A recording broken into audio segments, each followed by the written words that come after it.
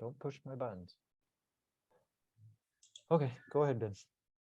Okay. A few weeks back, we did an expose on The Lost Doctrine on logo. art. Well, on the Lost Doctrine logo, but also on art in general and how the devil's symbolism is alive and well in it. And now the Lost Doctrine logo, the Lost Doctrine YouTube,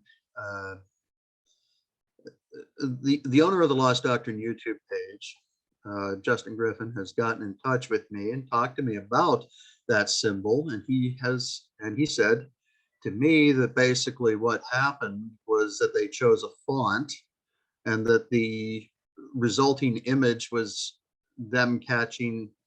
He showed me an image of Jesus with the tree of life emblazoned on his robe, and they wanted to catch that, but in a way that was complementary to the font, in a way that was complementary to the font that they used in the to put up the name in the videos, the Lost Doctrine. And so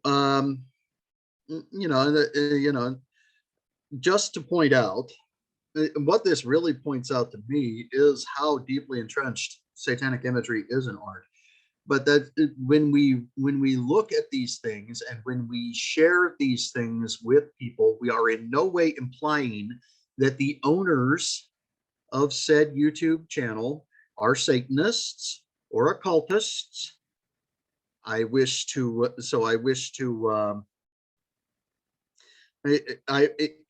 anything, for the things that we said, for the things that were said that may have been construed that way, I will offer an apology, because we do not know particularly whether he is a Satanist, whether he is a Satanist or an occultist, and we cannot speak beyond what we know. Therefore, I wish to make the statement that at this time, due to my interactions with him, I do not believe, and based on the fact that I've been in his home and I've seen his house and I've seen the way that they live, and I know, and I do not believe that they are occultists. I do believe that the image that was used, and the image and what was in it was not their intention necessarily to create that image, but that is what. But I will state that I will stand by what I saw in the image, and and at this point,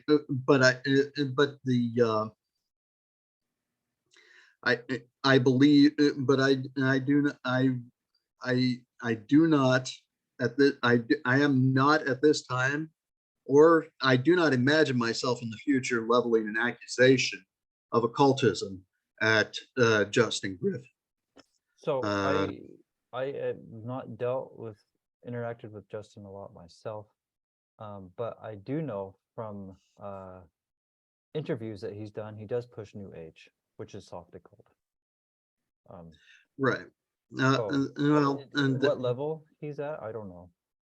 And I agree. Yeah. I don't know if he intended to put all the imagery in the picture or not, but as we can see here, now that he knows it's there, he hasn't taken it down.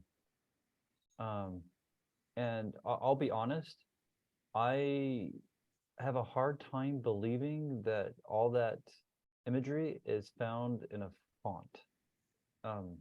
So he may have asked someone else to make it and they put it in, but the amount of thought and concentration that it takes to make hide things in plain sight, someone wouldn't, unless they were part of the group, they wouldn't have done that for free, and that's more expensive. Okay, because to hide something in plain sight like that takes talent, and talent, unless they're part of the group, takes money to get them to do things. So I don't know. He may have not known himself, but here it is.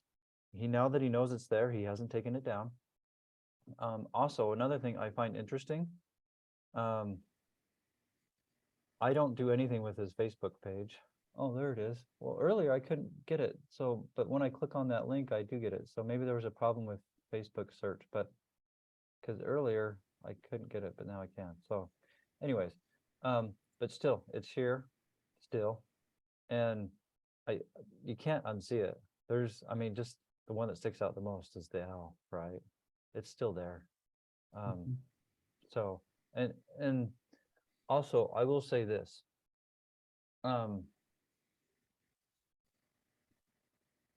I don't want to come out mean, but when I've talked to Justin about the lunar Sabbath, he's like, oh, that's not true at all. But yet when he's talked to some other people that have started believing it, and they've talked to me about it, he's told them, oh, it was true in the past, but not now. And so one thing I see with liars, deceivers, is that they will say one thing to one person, something else to another, because they try to use what they think they can get away with a particular individual and use that. Where if it was out in public, they can't do as much because it can be seen. In fact, also when Justin somewhat talks about how he's not against Torah, but then when it actually comes down to specifics, he actually is, and he won't answer direct questions that I've given him. In his responses, why don't you stone people? And guess what? Stoning is still in the law. Otherwise, the second coming would be illegal, and everything that goes along with that. And the recording I did because of that question, I bring out the church doesn't do the stoning, it's the government. And God's system does have a state and a church, and the church doesn't do that. And that's why DNC 42 doesn't bring that out, because it's the church it's talking to, not the state. Yeah, still, for anything that I have said that may have sounded like an accusation, I apologize. It is not my place to accuse. It was my right to tell what I see in the imagery. But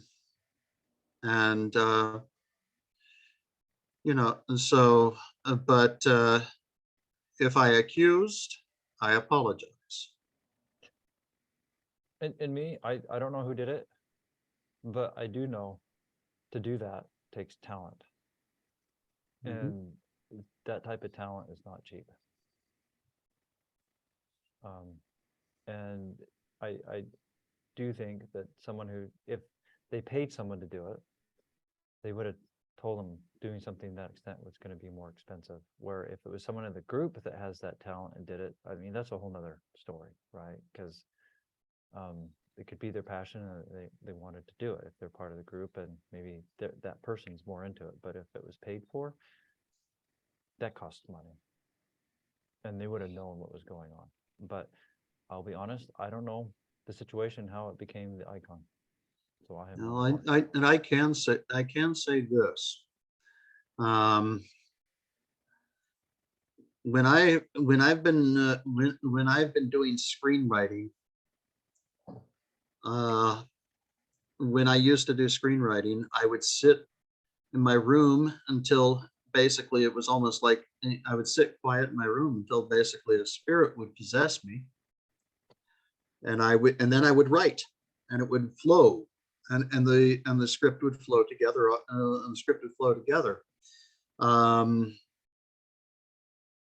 Oftentimes, what I do know is that Yeah, it's a lot of it. It's called automatic writing, Yes, and a what lot of is and a automatic lot writing? and it's basically I channel. You're channeling. Um, you're channeling energy from as New Age would say, the unconscious, the the Well, some people in the New Age say they're channeling aliens, but yeah.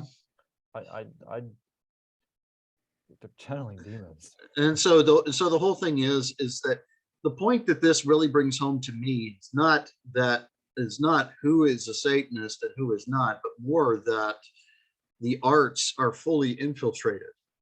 Yes.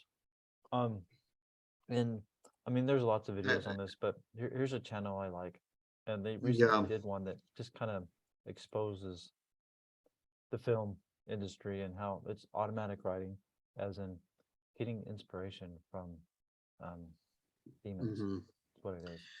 Um, Yeah, but so the whole thing is that there are uh, oftentimes the level of talent. I mean, oftentimes there's it's very sometimes the artist himself doesn't even have to know what is actually going on yeah, because it is channeled. yeah, I would And agree with that. and so the whole thing is that and depending on depending on what your depending on you know depending on what your belief system is, you may believe that there are many people who believe that that's a-okay, and that's this is straight out of which is straight what what they want you to believe. This is what's been stressed in modern in New Age. It's what's being stressed in you know it, to be able to tap into the Akashic, the collective consciousness, and be able to pull out of that. A lot of people think that a lot of people believe this to be okay. Yeah. So And so maybe the artist did something along those lines. mhm. And so maybe he didn't know what he was doing, but um, he did know the motive he's doing, even if he didn't understand um, all the ins and outs and who he's actually serving while doing it. Um, so anyways, but so here's just a little interesting thought I think goes along with the thought I had while we're doing sacrament. And I think applies to this. So, while eating food, there's a saying, you become what you eat, right?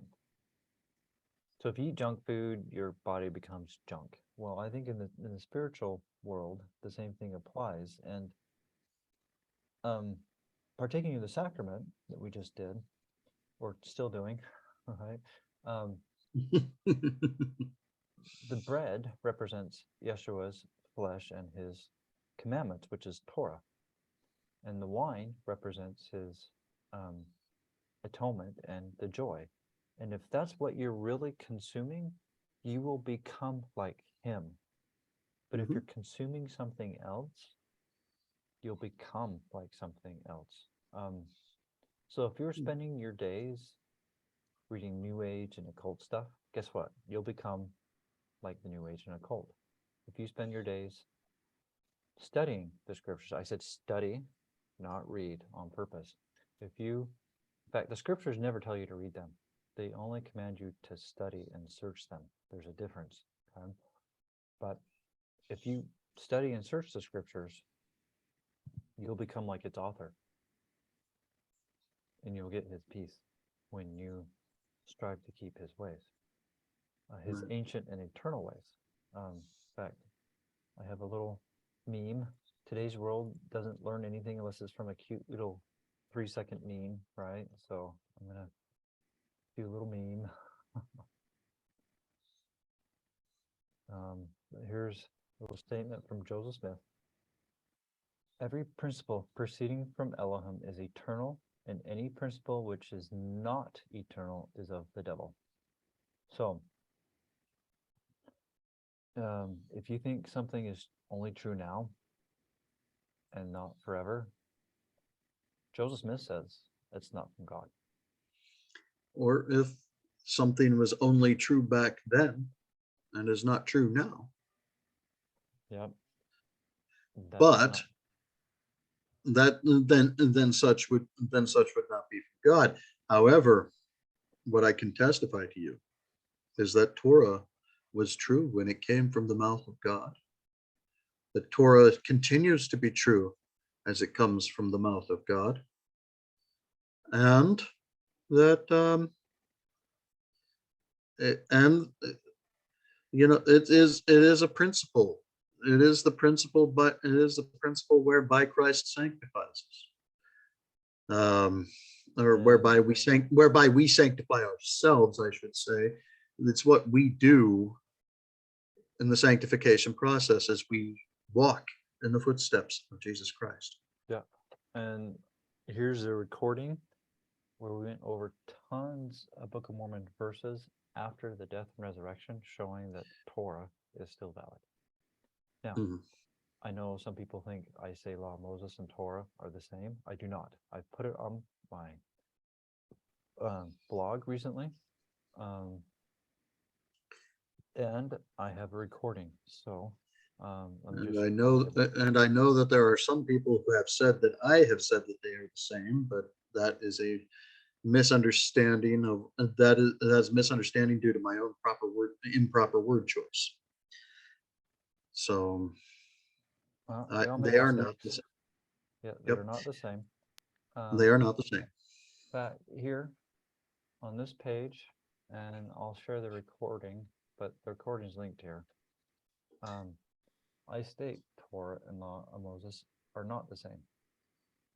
So if you want to believe what someone else says, I mean, that's your own problem, especially since I have it written right here. And I give support for it.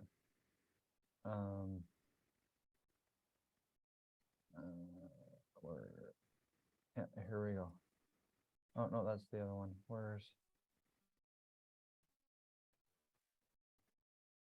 Oh, no. Okay. Now I can't find the statement I want, but anyways, on here. It's a long blog. Oh, it's not a blog. This is something I'm kind of. Oh, okay. Because there it Law, is. Moses, and Torah are two phrases for this. One thing that makes it confusing, if we keep Torah today or not, is that the majority of the Jews and the Christians, because that the Law of Moses and Torah are two phrases for the same thing. That's not the case. Mosiah 13 was the first passage that helped me see that the Law of Moses and Torah are actually two different things, right there. So, and I show some of the verses here that gets into that. And where's the quote from Joseph Smith that says they're not the same? Because you talk about that. Yeah, I think I know it's in the recording. Okay. Here it is. Here's the summary quote from Okay. Smith that says that. So we frequently have mentioned made of the offering of sacrifice by the servants of the Most High in ancient days, prior to the Law of Moses, stated performances and ordinances, which ordinances will be continued when the priesthood is restored. Yes. Prior to Law of Moses, with all its authority. So, and these are talking about blood sacrifices. And one day, hopefully, I'll finish a post that shows this whole thing, but you can see you can go get the whole context. I give the reference. Well, yeah, I mean, Adam and Abel and all them, they were doing blood sacrifices before the Law of Moses. Yeah. So. Anyways, and it is to be understood that the Law of Moses stated performance services will. It is not to be understood. Yeah, is not to be understood that the Law of Moses, see, look right here, Law of Moses will be established again with its rites, varieties, and ceremonies, which has never been spoken of by the prophets, but these things which existed prior to Moses, namely sacrifice, will be continued. And then here's multiple references to go find that. And I Yep, exactly. show verses for this. I mean, this is a big thing with Daniel 9. Alma Yep. 34 is a big one. Mosiah 13. Numbers 28 is Law of Moses chapter. But anyways. Yeah. And I did get a chance to sort out that confusion with regards to the Law of Moses and Torah with somebody who had been confused about it. She's still praying about it, apparently. She hasn't gotten back to me. Well, sure, that's understandable. It's confusing, so much confusing that most, like I stated, Jews and Christians think it's the same thing. But if it is, those who are keeping Torah, and so and believe Paul is actually who he claims to be, you have some problems to figure out, or some recollection, or some way to figure out, because nailed. Here's Paul, Galatians 2:14. So I put this in little chiasm. I have chiasms on the brain. Oh, you have blotting out the handwriting of ordinances. Which doesn't say of. Yeah. You want to read it since you started?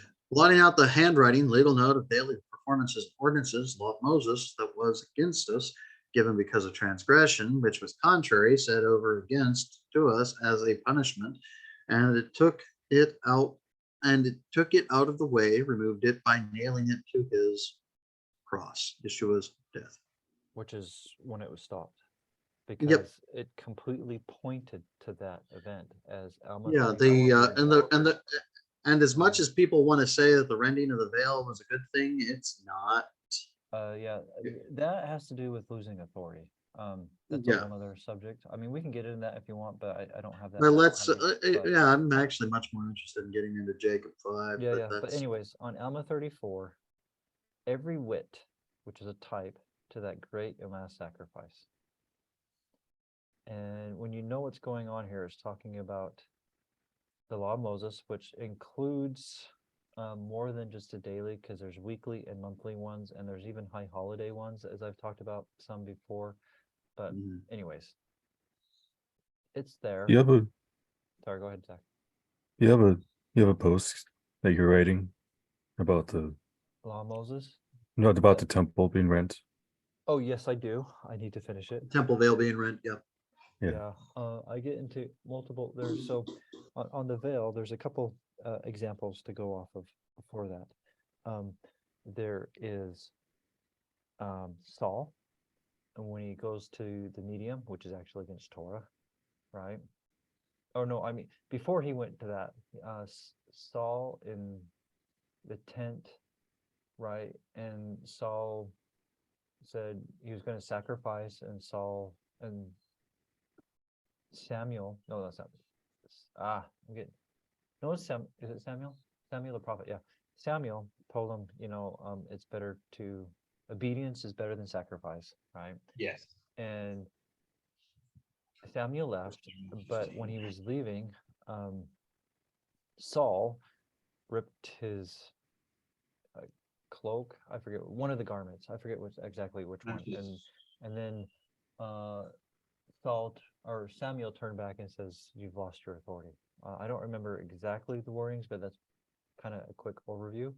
Another one with Saul is with David. When Saul went to go take a crap, which is, would be symbolic of sinning, because crap. Anyways, but David cut off a piece of his garment. And then they went and talked about it afterwards, and that's another sign that Saul lost the authority from a ripping of the garment. Another one has to do with how Joseph of Egypt is a type of Yeshua's first coming, and Potiphar's wife tore Joseph's garment. That's another example in the scriptures for that. She didn't grasp his time.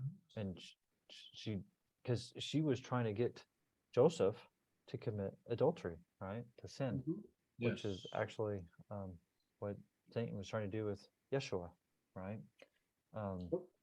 And then his followers then lost the authority over the temple because of it, right? But that's what the ripping of the veil actually shows. It's not that temples are no more, because nor does it mean the priesthood is not a thing, is it or that everybody Zechariah- now has access to it. yeah, let me see. Let me share. Let's go look at that post a little bit, because I think it's Zechariah 14.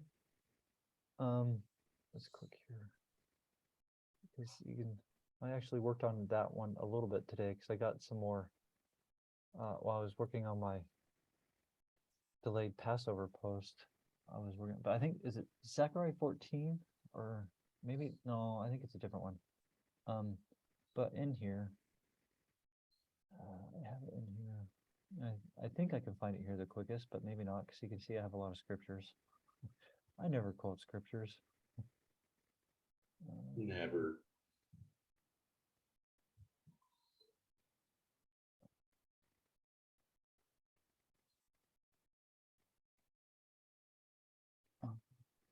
Too far, because I have some links to a couple posts that some other people did on it. Oh, here we go. Ezekiel 43. So Zechariah 14 is the one about tabernacles in the millennium. So I'm sorry about that, but Ezekiel 43 and 44 have to do about the millennial temple, and it shows animal sacrifice when you go read those chapters, and that's about the millennial temple. Now, the third temple that's being proposed right now is not the coming temple. Anyways, that's a whole other subject. But there's going to be animal sacrifices. Go read about the real third temple in Jerusalem in the scriptures, not what's being done. Okay, I mean, even the altar that they have done is not according to Torah. Okay, I'll just leave it at that.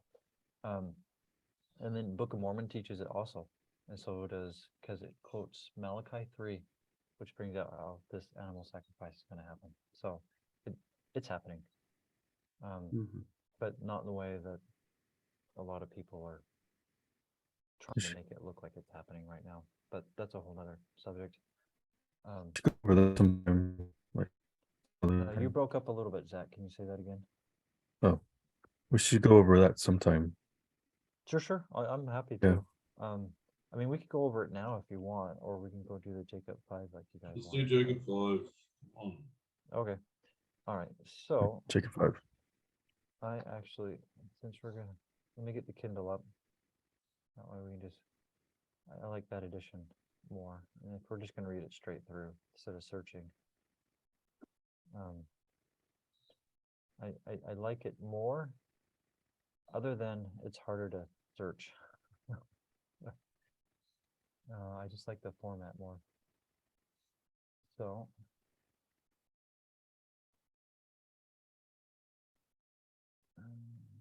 Jacob 5. I think it's the longest chapter, isn't it, in the Book of Mormon? It is. Yeah. In the Book of Mormon? Jacob 5, yeah. Pretty close. You If know it what's isn't, it's longer? pretty close. I don't know one that's longer, but anyways. I said if it isn't, as I said, if it isn't, it's close. It's one of the longest Okay, so For sheer number of pages, it is the longest. But for verses, there's one in Genesis that gives it a run for its money. It's 24. But yeah. Yeah, but yeah, and talking about in scripture, in terms of there's one that gives it a run for its money in terms of verse length, or in terms of number of verses, and that's in Genesis chapter 24. And the Inspired yeah, I'm Translation. worried about content length than numbers, because the numbers us Hellenists You're right. added later, right? It has its place, right? But Yeah. it also has caused problems at the same time. Right? Yeah. it can also make it easier for people to take it out of context. So one thing I do want to say before we start reading is that I see Jacob 5 as a prophecy. Even now, I mean, we did a recording how I bring out how it is talking about the mighty and strong one in the end, and then it's talking about how the mighty and strong one's going to be teaching Torah, and that has not happened yet. So there still is some prophecy in it, but when it was given to Zenos, it was completely prophecy. Where now some things have been fulfilled in it, right? Right. Or I need to think of a better word for fulfilled, because that one has baggage to it. That has way, that word has way too many different meanings. Yeah, it does. And so it has happened. It has occurred. Maybe Yeah, just like the word end has way too many different meanings. Yeah. I mean, this is where you have to. So on that point, sometimes just the surrounding is not enough for context. Okay. Right. Even on some stuff that does with the law of Moses, or even like that. But you have to have, in some cases, you need the overall picture to understand. And that's where knowing other scriptures and more of the overall plan helps you know more of what actually is being stated. And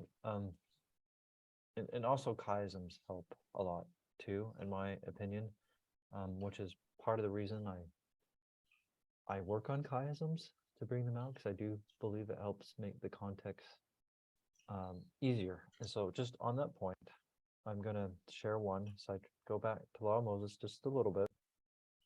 Just to show one. In fact, we'll show one that I know that deals with what we were just talking about. Okay. But like, so this is 35:15. Okay. I know some people have some problems with that one, but the law which was given unto Moses hath an end in me. Okay, so let's go look at the other E. He perceived that there were some among them who marveled and wondered what he would concerning the law of Moses, which is the daily performances and ordinances. And he says, it's ended, it's done. I mean, we could go look at some of these other ones. Yeah, old things have passed away. Yeah, and now on the old, I don't know why yet. Okay, but I do see a pattern that the old things points to law of Moses versus the new, or this is how I would explain the new. New does mean renewed. And we've shown that from the dictionary before. I'm happy to do things pertaining to a previous iteration of the covenant, perhaps.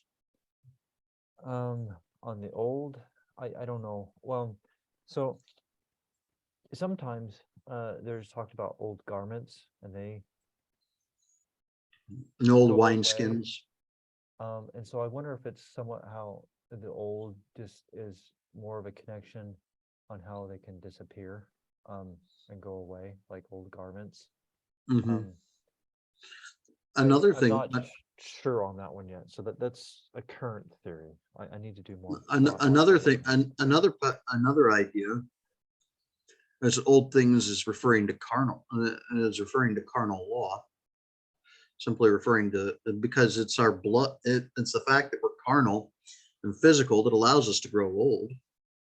And that's a thought, because so I don't see old all by itself going to carnal, but the fact that us growing old and dying, I could possibly see that, because the law of Moses is the carnal law, right? Right. As we've gone over before. So that's a possibility. Anyways, I don't know if we want to spend more time on this or go back but Let's go back to, let's go back. but like G also, let's just do a little. Behold, I say unto you, the law is filled that was given unto Moses. That Oh, specific part, the law of Moses, and going to the other G, behold, I do not destroy the prophets, the other things that were mhm. given to the other prophets, for as many have not been fulfilled in me. Because like Torah, although he keeps it, it's not done away with. Torah is still valid. But Mhm. that's a whole nother discussion. But which, if anybody wants to come online, I'm happy to do it again with them, or I can point you to a video if you want to watch one. I'm happy to do both because it's an important subject. Okay. But anyways, this is partly why I find chiasms insightful, because they help you see the structure in their poetry to help connect the dots. But anyways, okay. Unless you want to say more on that, that's probably good. I think we're good. Okay, so let's go back to Jacob 5.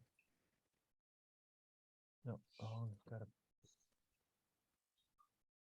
And I just here. So, I don't have anything in particular I want to say other than I do believe it's history. Now, I'm not trying to invalidate how a lot of people will say it's an analogy or another term that I'm trying to remember. Allegory. An allegory where they can apply to themselves. I don't deny that, but I do think it's primarily prophecy and history. Okay.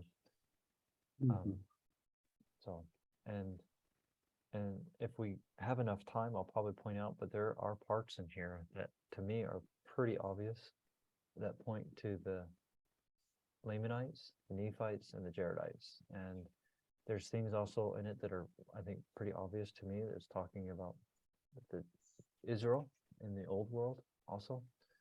And so I know this is a long chapter, so I don't know if we'll get that far, but we can just, unless you want to start somewhere other than the beginning, Zach, we can just start at the beginning to start reading. Let's start beginning. Okay. You want to start us, Zach? Sure. Right, I have it. I have it here. So Sure.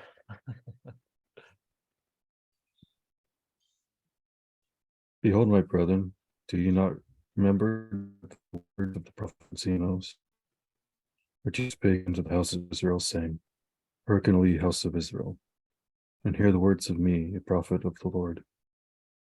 For behold, thus saith the Lord, I will liken thee, O house of Israel, like unto a tame olive tree, which a man took and nourished in his vineyard, and it grew and waxed old and began to decay. No, I just want to point out something in verse 2. Okay.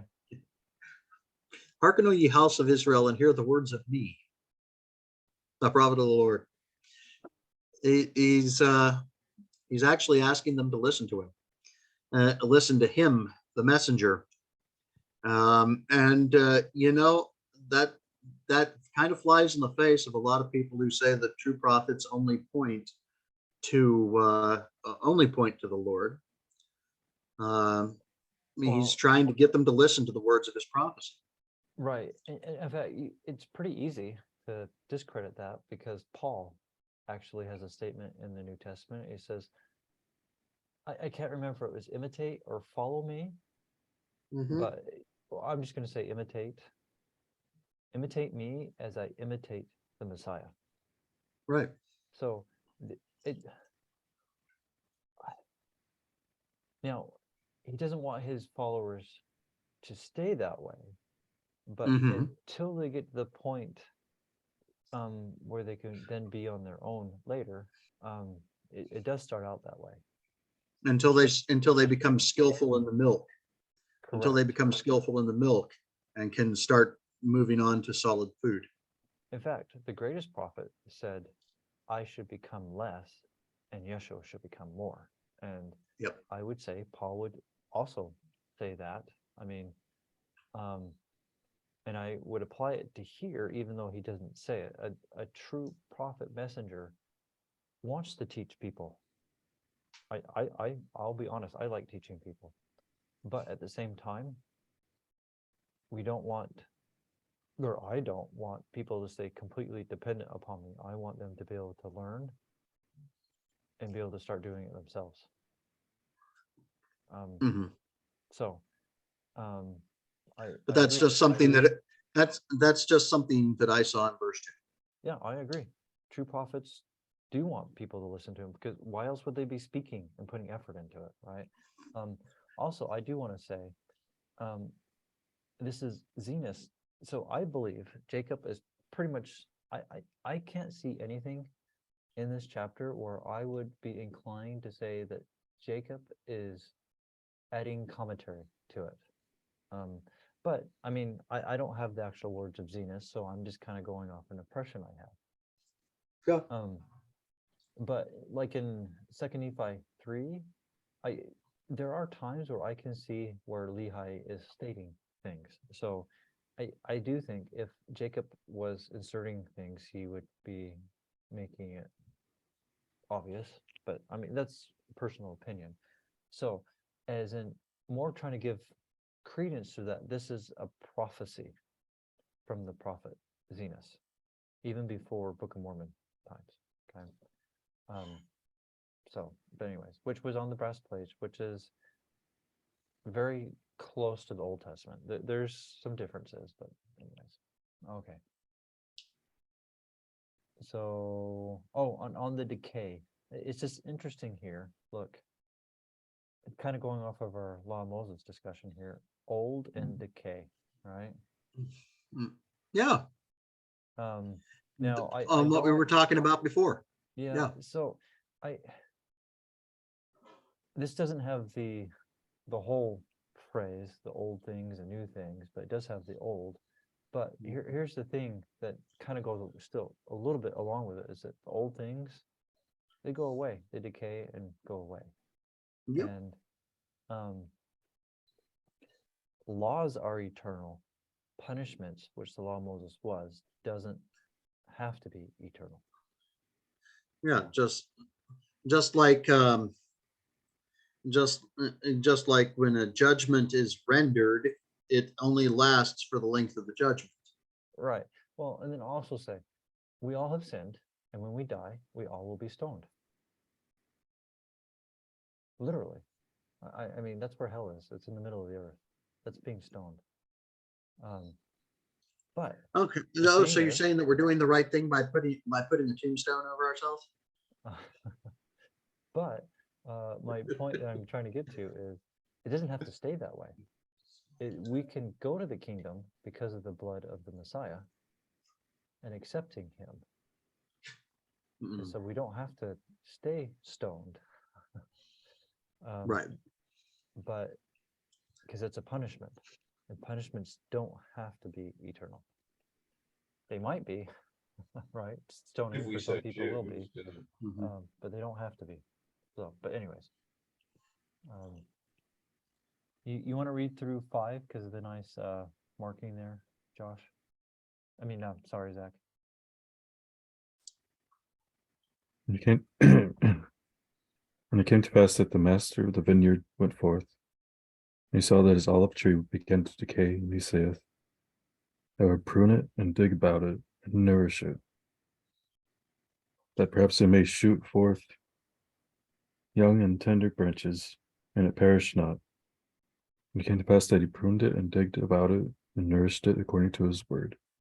Okay, so I think one thing I think is obvious here is that he's likening the house of Israel to this tame olive tree. And I'm going to say this now, but I think it'll get more obvious later. It's tame because it's keeping Torah. That's what makes it tame. Yep. Because later on, you'll see how the Gentiles get placed into here, and it's a wild one because, well, they're not. The Gentiles hate Torah. Generally speaking, yes, that is the case. That is the general.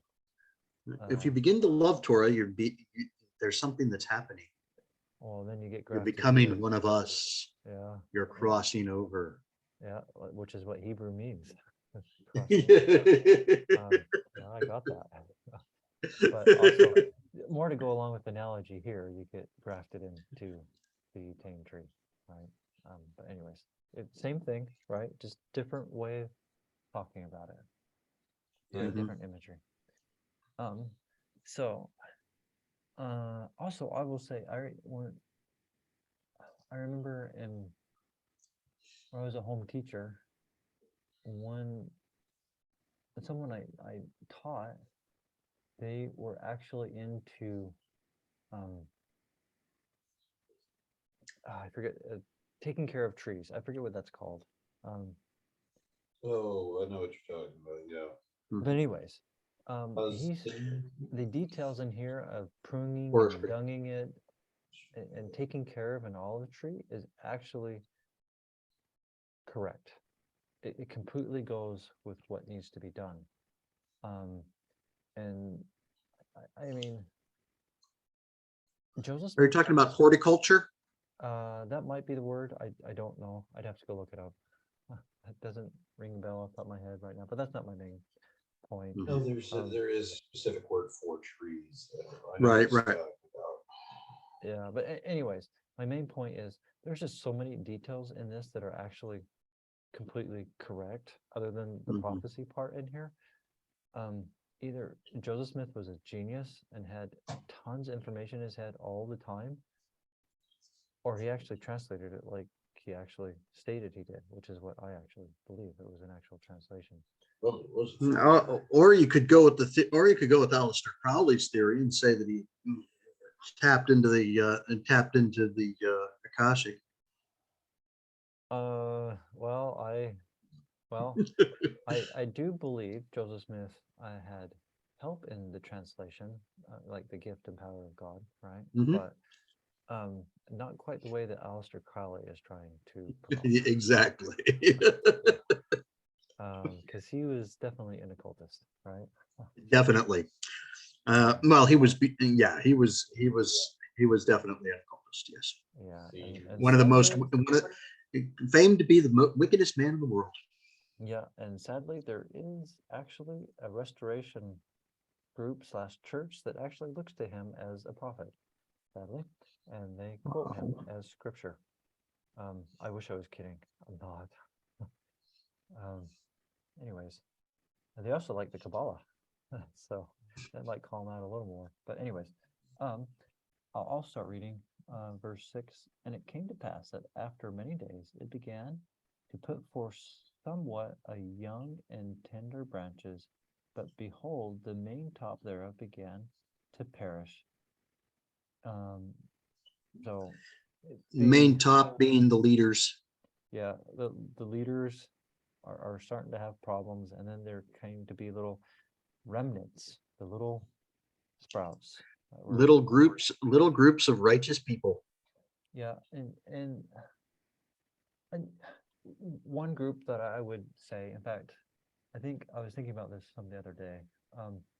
So the Dead Seas group, the Essenes, the teacher of righteousness. I don't know if he's this specific tender branches right here. Probably not this one because of timing wise, but he would be one likened onto that. And one thing I was thinking about the other day that's interesting, they were reclusive, which I think was wrong.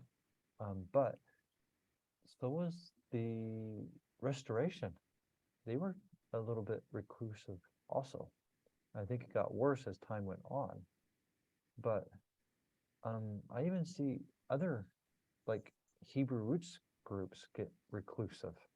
So Well, I know that several of my friends who've gone back to who talk about who've voiced an interest in the law. They've gone very reclusive. They don't even hardly talk to anybody anymore.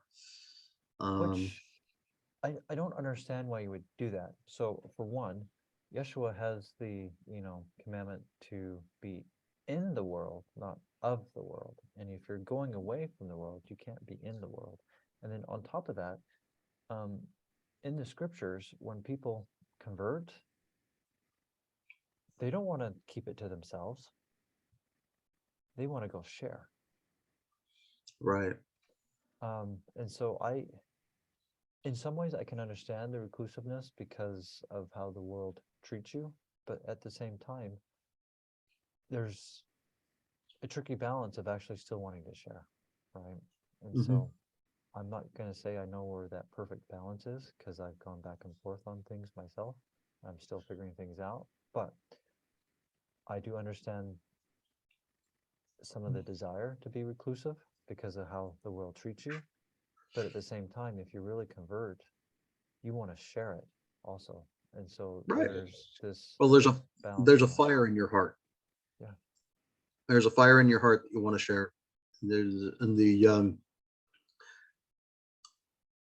and for some of us, there's also the impelling word of command from the Lord. Yeah. Yeah. Yes. So not everybody has to be a missionary, as some people will claim. But at the same time, even if you're not a proactive missionary, when you see an opportunity, you want to take it. So, but anyways, that was just a little thought about how I just see various groups still show this tendency to want to go reclusive some, which I can understand it, but I don't think it's the right thing. Right. But anyways,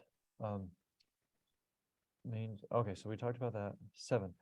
And it came to pass that the master of the vineyard saw it. So the master, that's going to be the father. Okay. And he said unto his servant, this is the son. So this is, so the master is the father, the servant is the son. At least that's how I understand this, because you'll see this master and the servant is throughout the whole history of this prophecy. And this prophecy, when you analyze and it, so in order for them to be the same entity, they have to be an eternal, each of them has to be an eternal entity. right, which is the Father and the Son. Because this spans, well, the Nephites alone are 1,000 years, right? And it goes over that history, and it's longer than that. So the only thing to me that makes sense is the Father and the Son. And hopefully, as we read through this, we can see that, or others can see that more also. But anyways, okay. It grieveth me that I should lose this tree. Wherefore go and pluck the branches from a wild olive tree, and bring them hither unto me.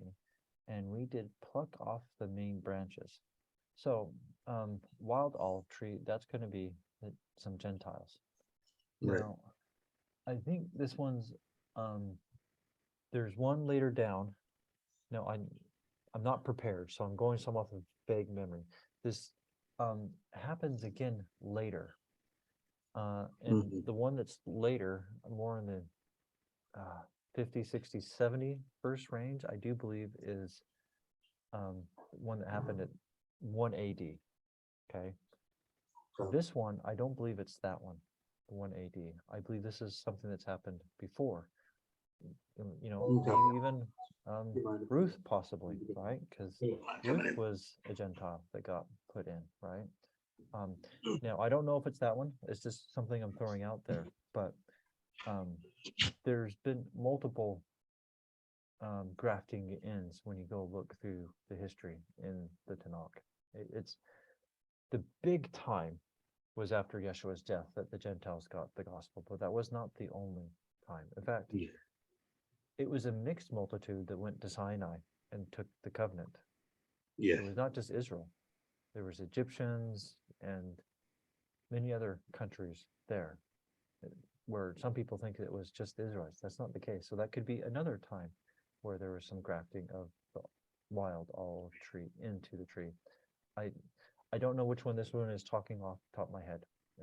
And it's not one that I've tried to figure. I have not tried to figure this one out. Okay. But I do believe it is some Gentiles. Which specific event of it, I don't know on this But anyways, okay. And bring them hither unto me, that we may pluck off the main branches, which are beginning to wither away, meaning that they're dying, right? Yep. Because they're not taking substance from the trunk, The roots, right. Right. or even the roots, as it's talked about later in the chapter. So that might be a better one. But anyways, and we will cast them into the fire that they may be burned.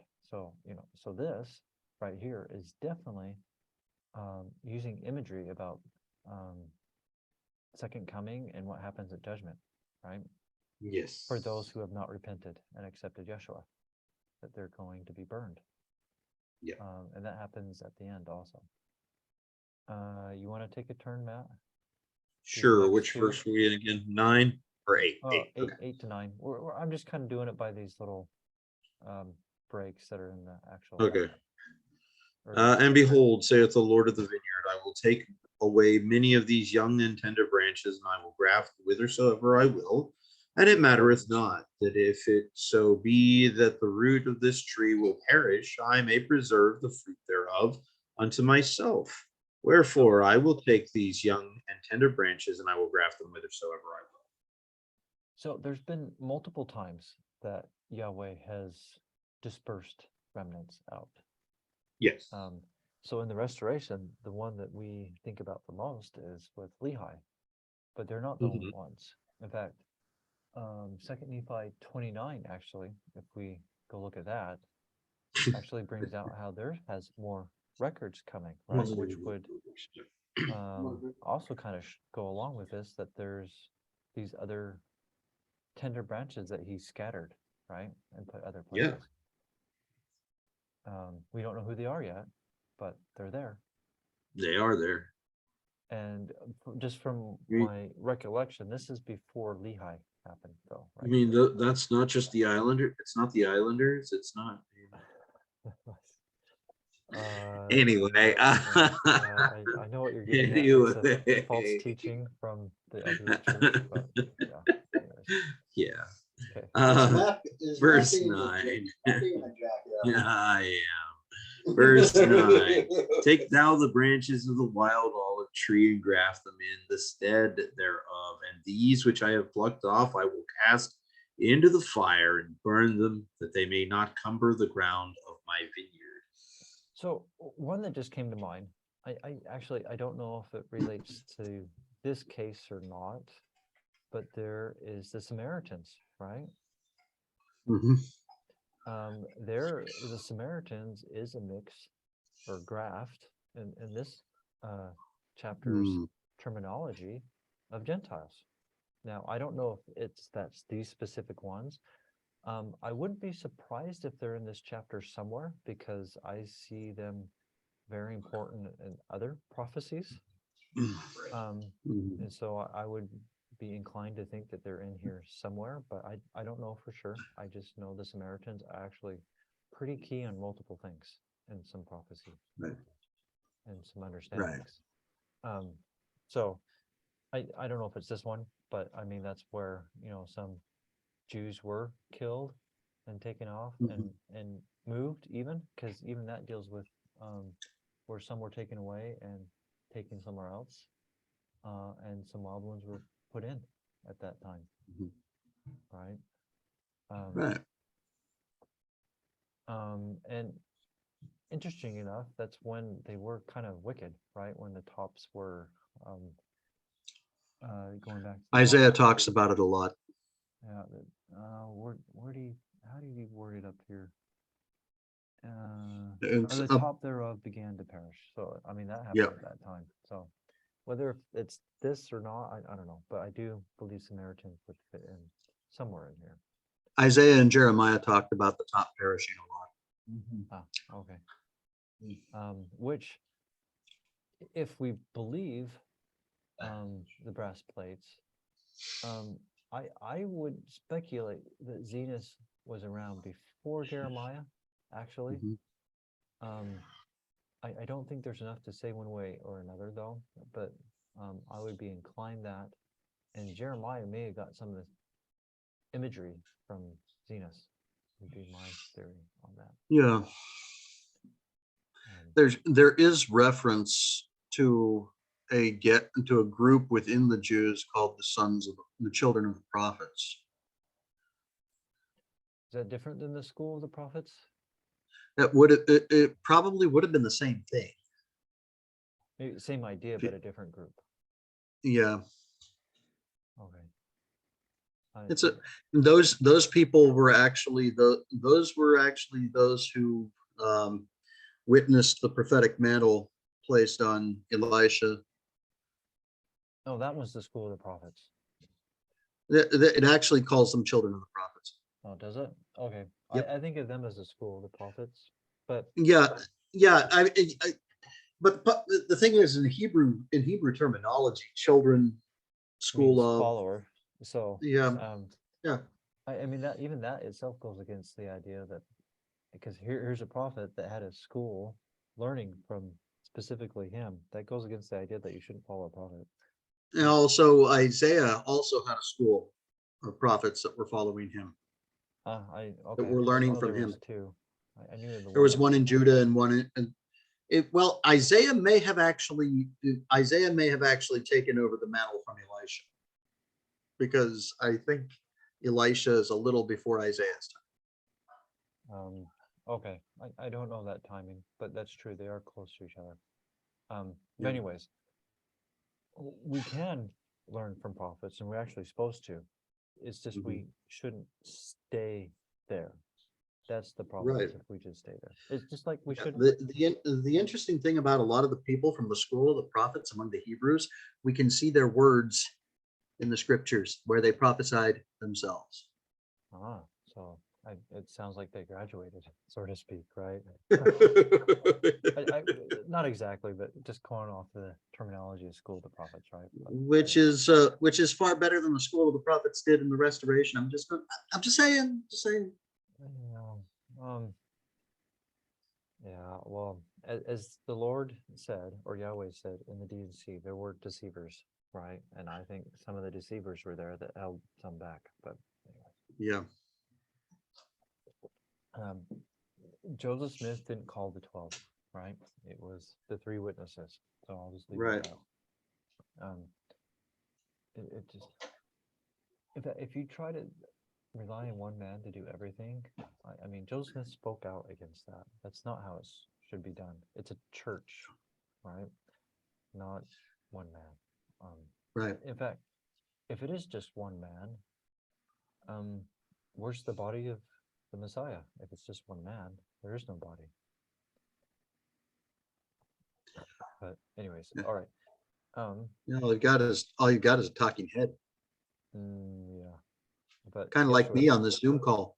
No, we're all talking here. Except for Zach, he's a listening head. Zach's a listening head. Zach does bring things out at times, though. He's got good ideas, but he does tend more to listen than talk. But that's fine. Yeah. Speaking of Zach, you want to start with 10 through 13, Zach? Sure. Okay. And it came to pass that the servant of the Lord of the vineyard, done according to the word of the Lord of the vineyard, and grafted in the branches of the wild olive tree. No, okay, I want to pause right there. So in the New Testament, Yahweh, or Yeshua, who is Yahweh, but he always talks about how he did nothing but what his father told him to do. That's what just happened right there, right? Just as giving support that I believe the servant is Yahweh. Or Yeshua, the son. Because I mean, the son's probably a better terminology for it, but yeah, the servant is the son, Yeshua. It's just I think Elohim is more the father in general usage, and Yahweh is more the son. But anyways, that's another subject.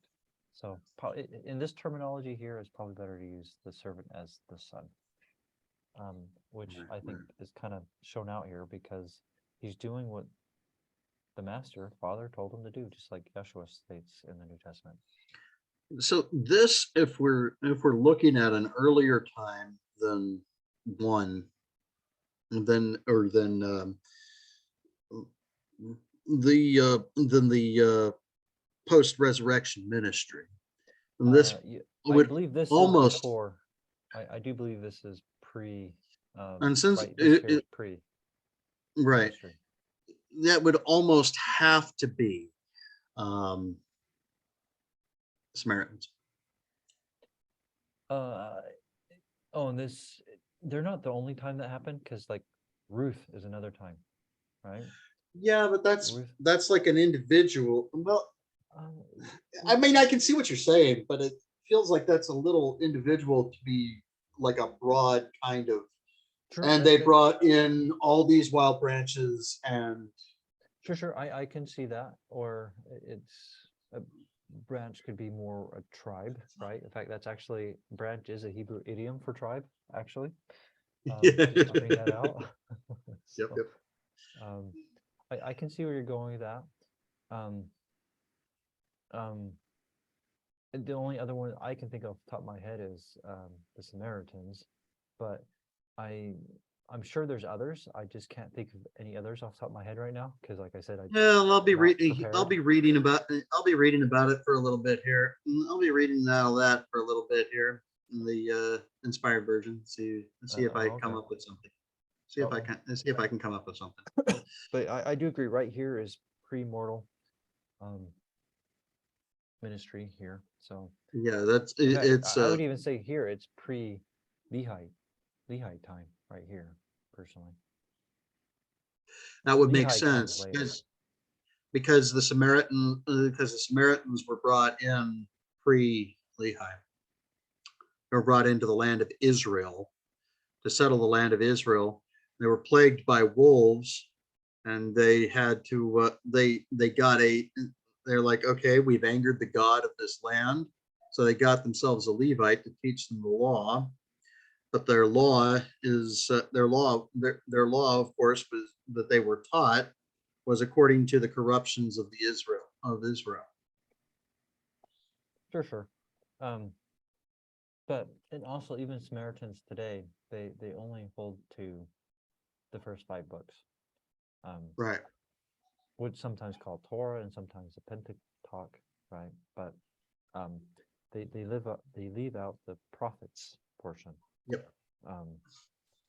So just a little tidbit here. Even the writings used to be considered the prophets. Right. It wasn't until later that they then added the third distinction. In fact, even after Yeshua, because in the Sermon on the Mount, he doesn't say Torah, prophets, and writings. He says the law, Torah, and prophets. It was 2. In fact, whenever in scriptures you see that word, those 2 words combined, the law and the prophets, he's talking about the Torah and Tanak. Yeah. That is exactly what he means. And that's exactly what he means in Doctrine and Covenants 59, section 59, verse 22, when he said in verse 21, he says, now don't bug me anymore about all this because it's already written in the law and the prophets. Well, I would say in the D&C, it would also include the Book of Mormon and the New Testament and some of the D&C, because some of the D&C was given at the time, because those are prophets, right? Mm-hmm. Well, in Doctrine and Covenants includes 59, verse 22, he references specifically, all this is to be done according to the law and the prophets. Right. But I'm just saying, I think it's more than just the Tanakh in that. Well, right. Is what Right. I get you. Because Yeah. Book of Mormon's prophet. I don't know about you, but I consider Joseph Smith a prophet. Yeah, I think I believe he's a prophet. No, he is a prophet. I believe he's a prophet. So, I mean, I base a lot of things on that, like specifically the Book of Mormon and being a prophet. And I don't believe he was a fallen one either, but that's another subject. But anyways, we're sidetracking a little bit, but I think it's good sidetracks, right? I think it actually helps. I think it actually kind of helps to. We're sidetracking because we're trying to Because at we're least looking my at- sidetracking is to help people see possibilities and more context that goes along with this Mhm. chapter. Now, And this my- early and of my it, si- I haven't gone through and Well, tried to figure out what this point and this point and this point could be, where I have later on in dealing with the Lehites and the Jaredites, because that one and the Gentiles. my sidetracking is more about defining the Tame tree. For sure. The Tame tree is Israel. Mhm.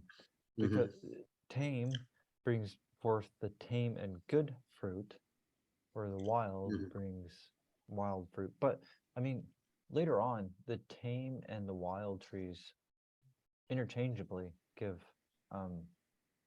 wild or tame fruit. It's ultimately the fruit that matters, but at the same Mhm. time, it's easier to get tame fruit when you're around tame people, right? um you for good and bad, you imitate more who you're around, because if nothing else, because it's easier, right? It doesn't have to be that way, but that generally is how it is. But anyways, so you want to read 11? Me? Okay. Yeah. And the Lord of the vineyard caused that it should be digged about, and pruned, and nourished, saying unto his servant, It grieveth me that I should lose this tree. Wherefore, that perhaps I might preserve the roots thereof, that they perish not, that I might preserve them unto myself, I have done this thing. Okay, I want to say one thing here. I do believe the roots deals with Abraham, Isaac, and Jacob. It's the fathers. Fathers of the covenant. Yeah, which those are the three of the fathers of the covenant. Yep. Specifically Abraham, because of the promise that he got. Mm-hmm. And I mean, that's what Genesis pretty much all is, right? Is those three, a lot of it, right? Mm-hmm. Is Abraham, And so, Isaac, and the reason it would grieve the Lord of the vineyard to lose that tree is because then his word is not. right? And then you go with the roots being the fathers. In the book title page, from the gold plates of the Book of Mormon, it states to get them to remember the promises or the covenants of the fathers. Yes. And here he is pruning up the roots, meaning trying to get what's there to start working and doing their job again, right? Mm-hmm. Which is those covenants that those fathers received. Mm-hmm. So anyways, that's another, hopefully that gives some thoughts to why I believe the roots are Abraham, Isaac, and Jacob, the fathers. Mm. And I would Okay. even include Joseph in there, because Joseph And got some pretty important promises to him, right? And that's actually makes sense with this idea of turning the hearts of the fathers to the children and hearts of the children to their fathers. Yeah. Because look, here they're taking care of the roots here, right? And especially connecting that with the observance of Torah, Yeah. the remembrance of while that's a translation error, they call it the law of Moses. Remember the law of Moses, which so I get. I've looked at that one. There is no Hebrew word for of there. Okay. It could just through Moses is what I would put. That is a translator bias. We could sidetrack on that one, but No, that's actually a really interesting thing. Yeah, so the law through Moses, to remember the law through Moses, and that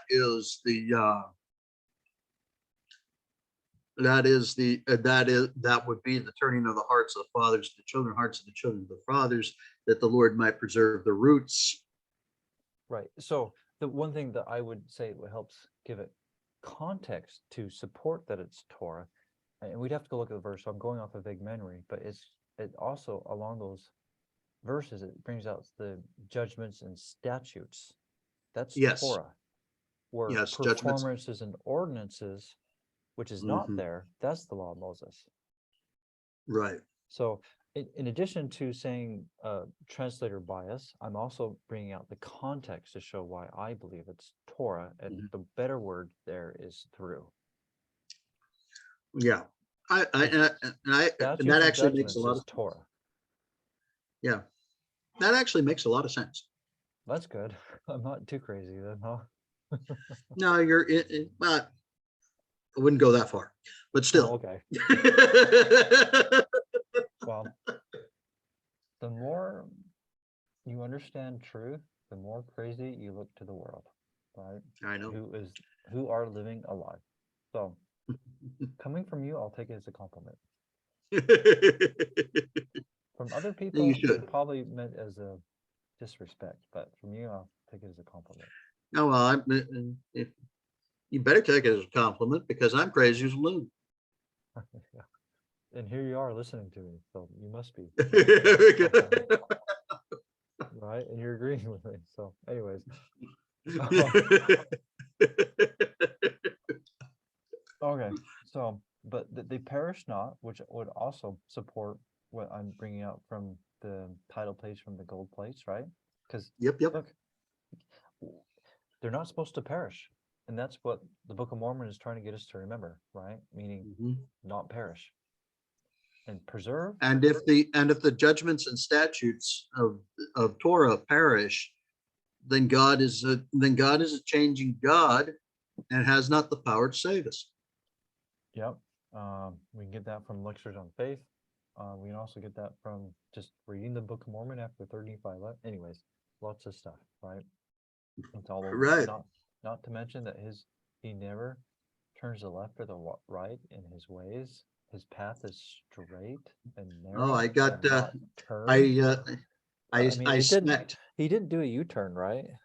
Yep. That's not straight. I smacked somebody else upside the head with the eternal round post. Oh yeah. Well, yeah. Hopefully, and he accepted it.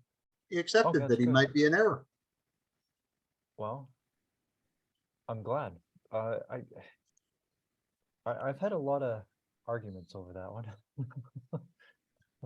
actually, which actually kind of surprised me. But anyways, well, I mean, if you really, really, really want the eternal round to be the eternal round of creation after creation after creation,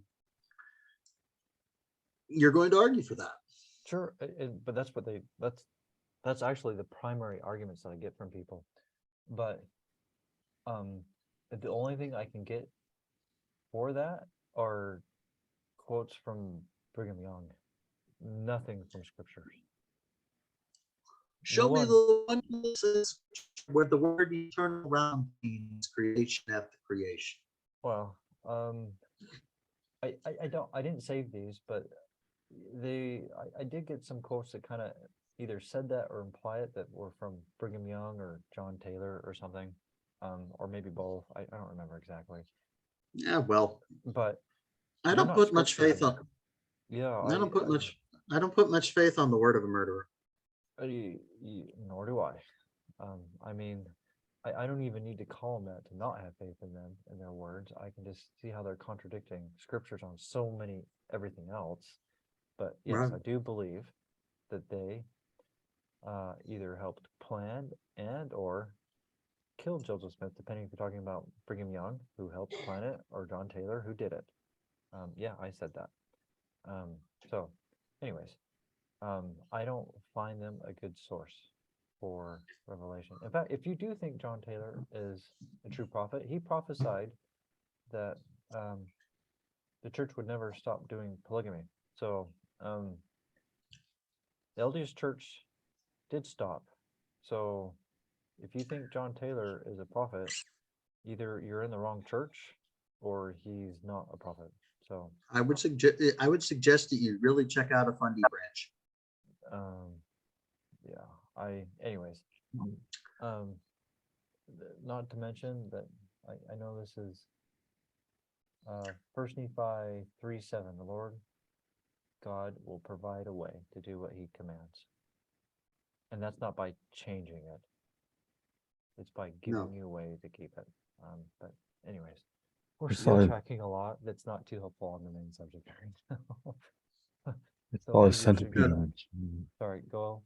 Say that again, Zach. I saw this centipede on my chair. That's fun. crazy. That's That- creepy. So Remember, centipedes are not kosher, so you can't eat. yeah, I'm not going um, to. so, it I'm makes me sure think you're that most the worried centipede about makes me that. think the change in the giant peach and how he had 42 legs, which is symbolic of oppression, and that's what the occult does. Is their key to everything is oppression. That's why 42 is the key to everything, because it's the oppress. I mean, you'll see that in the scriptures in these coming days, right? That they seek to wear out the saints, and they will do that by oppression. That's how they're going to seek to wear out the saints, is oppression. So oppression by centipede. Yeah. Interesting. Yeah. Which is blasphemy. Though I along those lines, I have wondered about eating some locusts / crickets with honey, but anyways, that's another subject because those are kosher.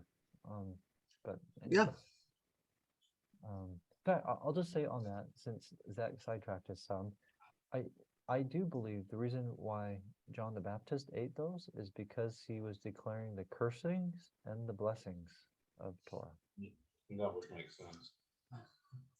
Except, I mean, I don't know. The Lord declares them kosher. Right. He declares them clean. I know, but locust happens because of a curse. Right, Deuteronomy right. 28. And honey is There it it is. gets being the sweet and the Mm. blessing. And that's I what thought they John were did. so So He perhaps declared- they occur because of cursing. Oh, that's true. Well, in mass, right? Mhm. They happen in mass because of a cursing, like in Utah. Mhm. So, Wait, like what? King- like King Brigham Post. Yeah. But- I just living around, that's not a curse. But when they happen in mass and they're eating all your crops, You and should making it probably so remember you're that. starving, that's a curse. The Mormon crickets was a curse. Well, that was a curse.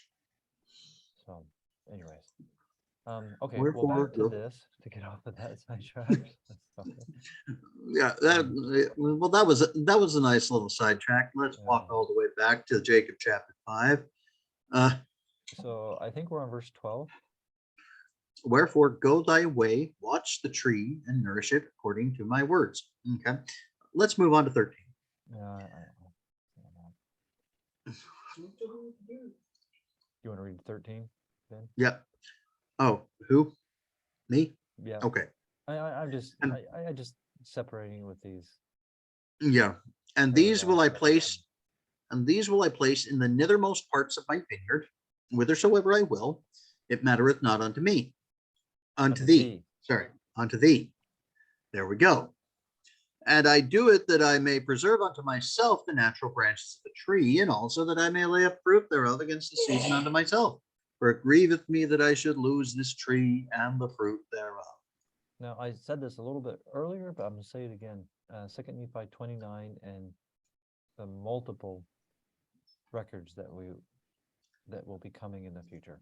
I see Right. that connected to this.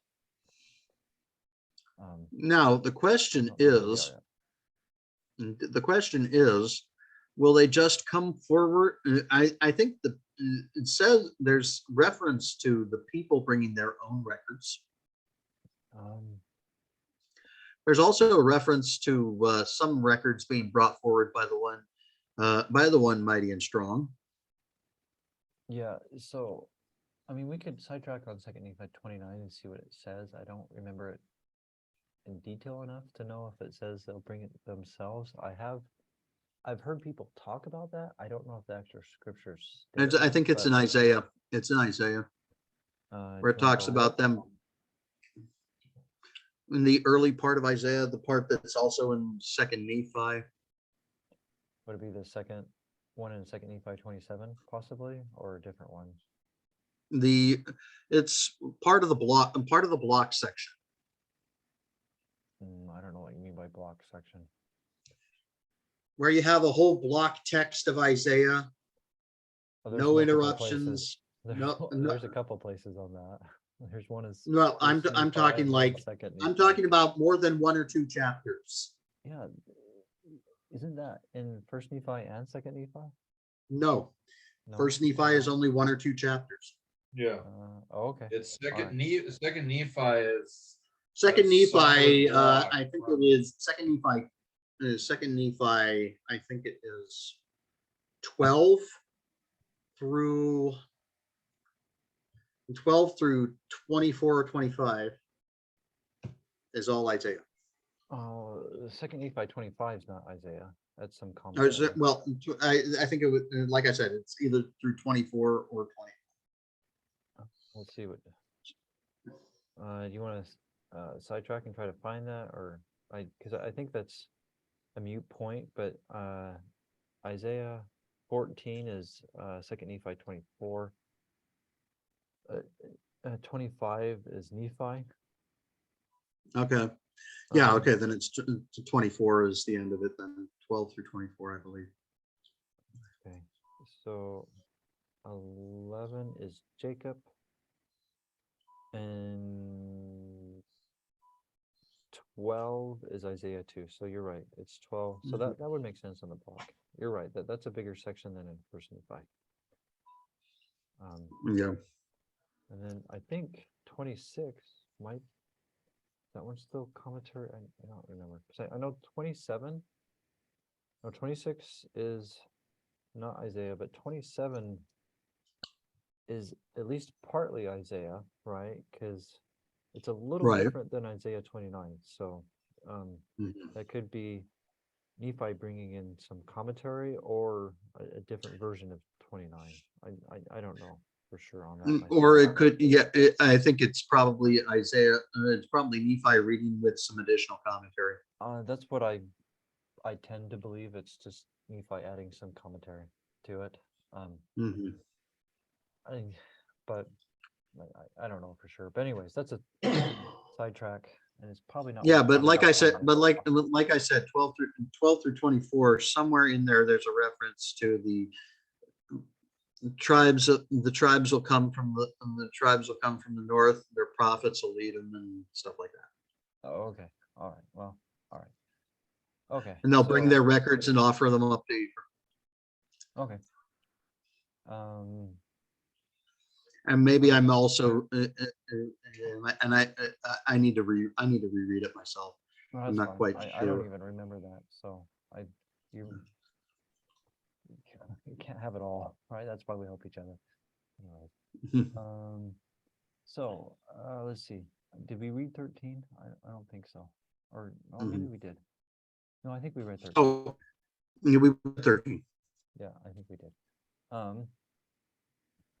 So I think that's good on that. Zach, you want to read the 14 section?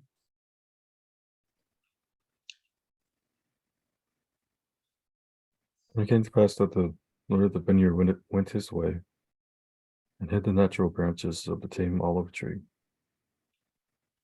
And then in the nethermost parts of the vineyard, some in one, some in another, according to his will and pleasure.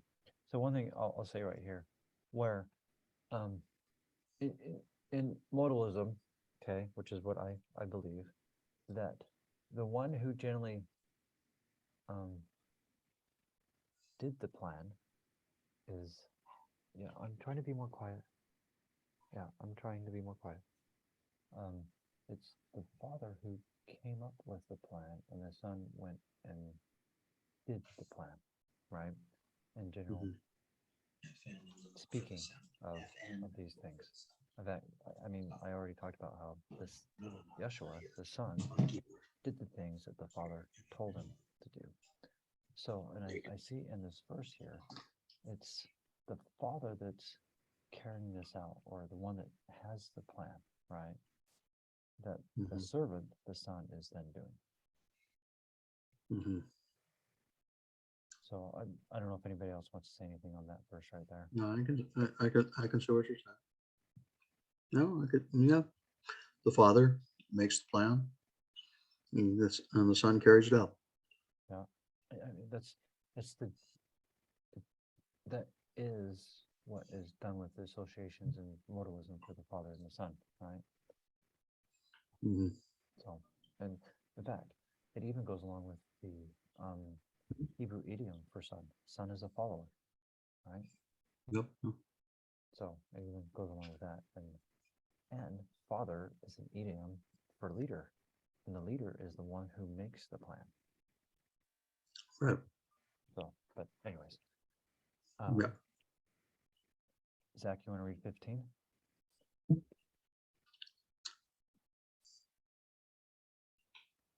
It came to pass that a long time passed away, and the Lord of the vineyard saith unto his servant, Come, let us go down into the vineyard, that we may labor in the vineyard.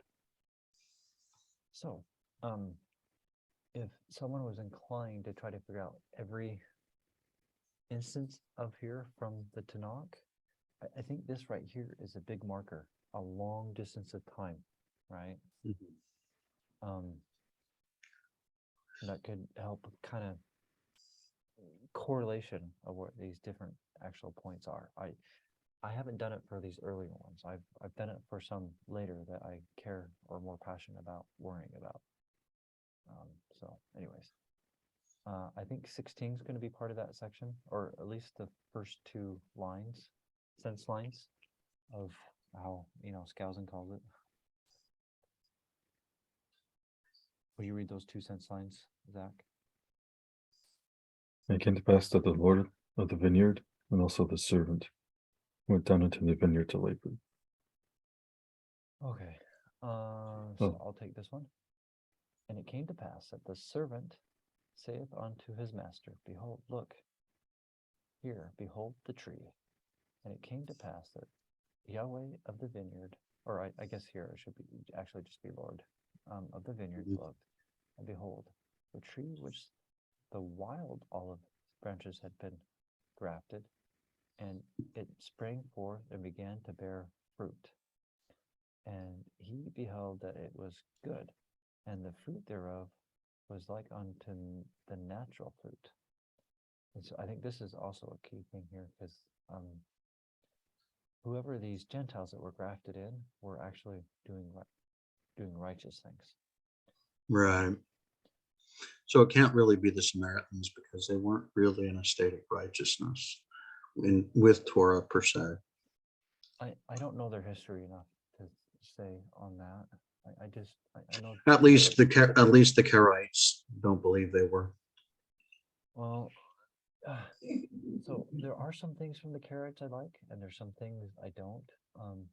And one that I need to do a post on, they're actually the source for the first visible crescent, the Karaites. The first what?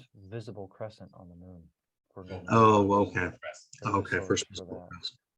And they did it mimicking the Muslims who actually let the first Karaite not die, because he was going to die otherwise. He was kind of giving back for his life, right? But anyway, Well, that's a lousy reason to compromise the law. well, apparently this guy didn't think so, because it actually states he changed it from calculated to first visible crescent, like the Muslims did. Actually, history and Jewish writings. So I'm not making this up. This is from Jewish writings. But that's, anyways. Karaites have good and bad. I think though overall they're better than the Orthodox, but they still have their problems. No, and there are lots of Karaites who don't observe the lunar Sabbath. None of them do, as far as None I of them know. do. If they do, it's a fluke. But Yeah. the most famous one, Nehemiah, right? Gordon, Mm-hmm.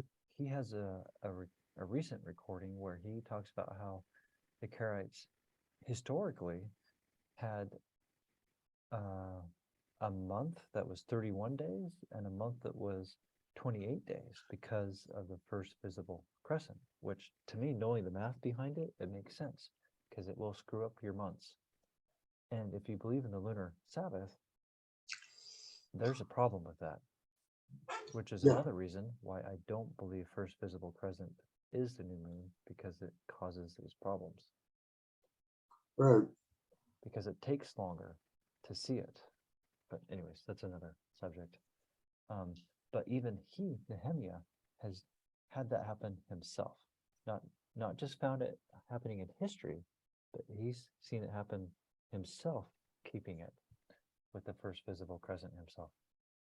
He's had months too long and too short. Mm-hmm. And that doesn't really happen. And that there's a problem with that for the lunar Sabbath, right? But anyways, that's another subject. Another squirrel. Huh? Another squirrel. Yeah. Squarely, Am I on I mean. 17? Nick, Yes. the Lord of the vineyard looked and Oh, wait, behold- we just oh, finished we- 17. I think I just did that. So natural fruit that's actually keeping Torah. 18. Mhm. And he saith unto the servant, so this would be the master, right? The master saying unto the servant, behold, the branches of the wild tree have gotten hold of the moisture of the root thereof. So this is where I believe is another evidence that it's talking where the roots is Abraham, Isaac, and Jacob, and possibly Joseph, right? Because they're getting nourishment from that covenant that they had right there. They have taken hold of the moisture of the root thereof.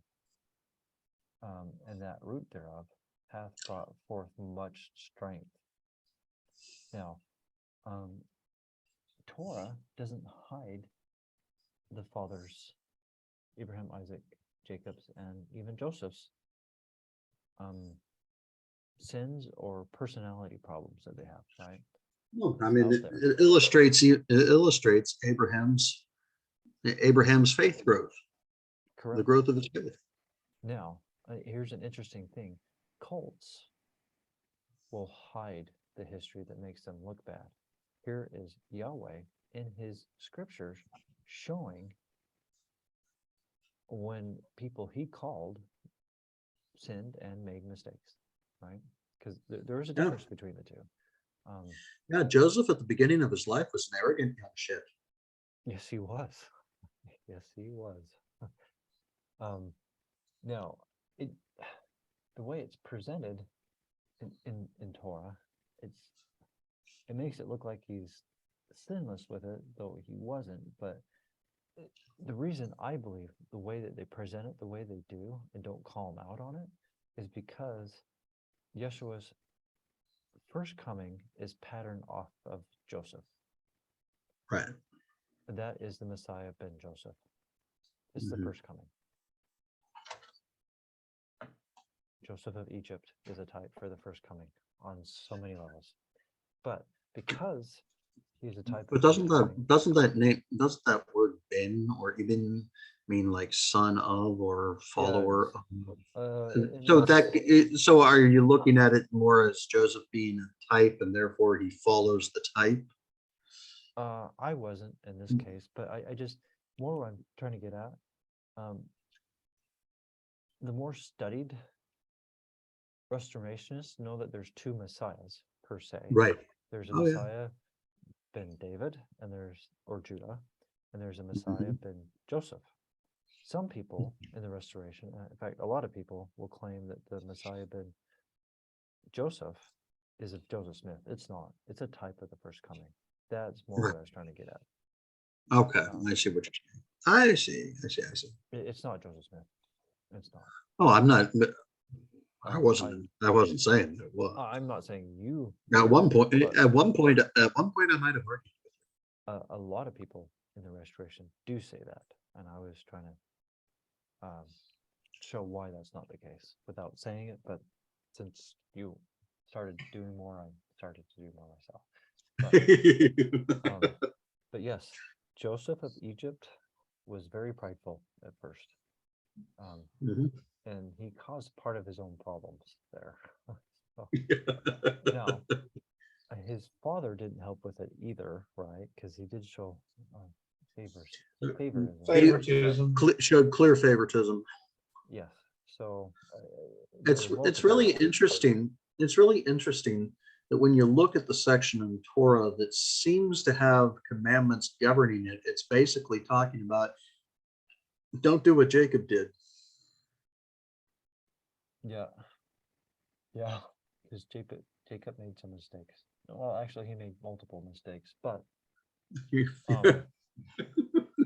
I do believe he was forgiven and is living with God. If not Yeah. now, will be, right? I don't know if he was some of the first that were resurrected during. Well, he was one who had to be humbled by suffering. Well, we all do. So Mhm. in various Well, there are some who places. choose to be humble, I think. And they still suffer anyway, but they would Yeah. choose to be humble anyway. That's true. That's true. Okay. Well, anyways, did I finish 18 or did I stop in the middle somewhere? I'll just Let's start at the beginning. Let's start. He saith unto the servant the son, behold, the branches of the wild tree hath taken hold of the moisture of the root thereof, that the root thereof hath brought forth much strength, which that can go along with some of the imagery with Isaac and Esau and Jacob, right? Speaking the strength, the arm, right? Yep. But anyways, and because of the much strength of the root thereof, the wild branches have brought forth tame fruit, meaning they had Torah written on their innards, including their heart, right? Now, Right. if we had not grafted in these branches, the tree thereof would have perished. Now, so here's some people out there that claim Torah is only for the literal descendants. If you believe the Book of Mormon and what we're bringing out from Zenos here, that's not the case, right? In No. fact, here it even states if it wasn't for these Gentiles, the tree would have had problems.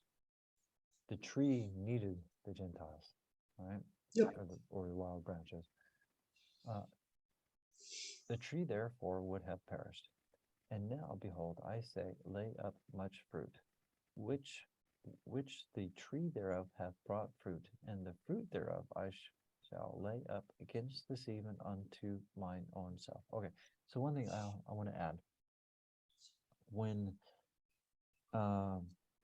Yahweh told Israel Israel is his firstborn, he's telling Israel that Israel is his teacher to go out and teach the world. Now, I have two sons, which they both love me, okay? But I also see a pattern that my youngest son imitates his older brother more than me, because he's learning from the oldest, which is why Israel is called the firstborn son. Yeah. Israel is supposed to be the teacher to the world, to learn Yahweh's Which is way. which is why you need to look to the Old Testament to understand the New. Yes. Yep. And we'll get to that later. If we probably aren't going to finish today, because here we're only on verse 18 and it's like in the 70s. But I think even what we've done is still pretty good. I'm happy to keep going some more if you guys want to. But I'm just also looking at the time. It's 2:30 for me, but I'm happy to go. Okay, well, if it's getting late, I late can only go to about 30 more minutes. I have a hard stop I have to stop at. So okay. I can keep going for a little bit. I would like to take a few minutes at the end to share something unrelated to this, though, if that's okay. Okay, But that's fine. We can keep going for a while. Okay, let's just do 19 and 20 and call this, because call this complete for tonight. Okay, well, we can do more another time. Yeah, of course. Because these things generally with us, it takes a while because all the expounding. Hopefully, people find it helpful, though. That's Great. the goal, right? All right. All right. And you want me to read 19 and 20? Sure. Go ahead. And it came to pass that the Lord of the vineyard saith unto the servant, Come, let us go to the nethermost parts of the vineyard. And behold, if the natural branches of the tree hath not brought forth much fruit also, that I may lay up the fruit thereof against the season unto mine own self. So I just want to say here, so he took these branches. Now I don't remember in this case, but at least in the case further down, which I've studied more on, they were grafted into a wild tree. I don't remember in this case,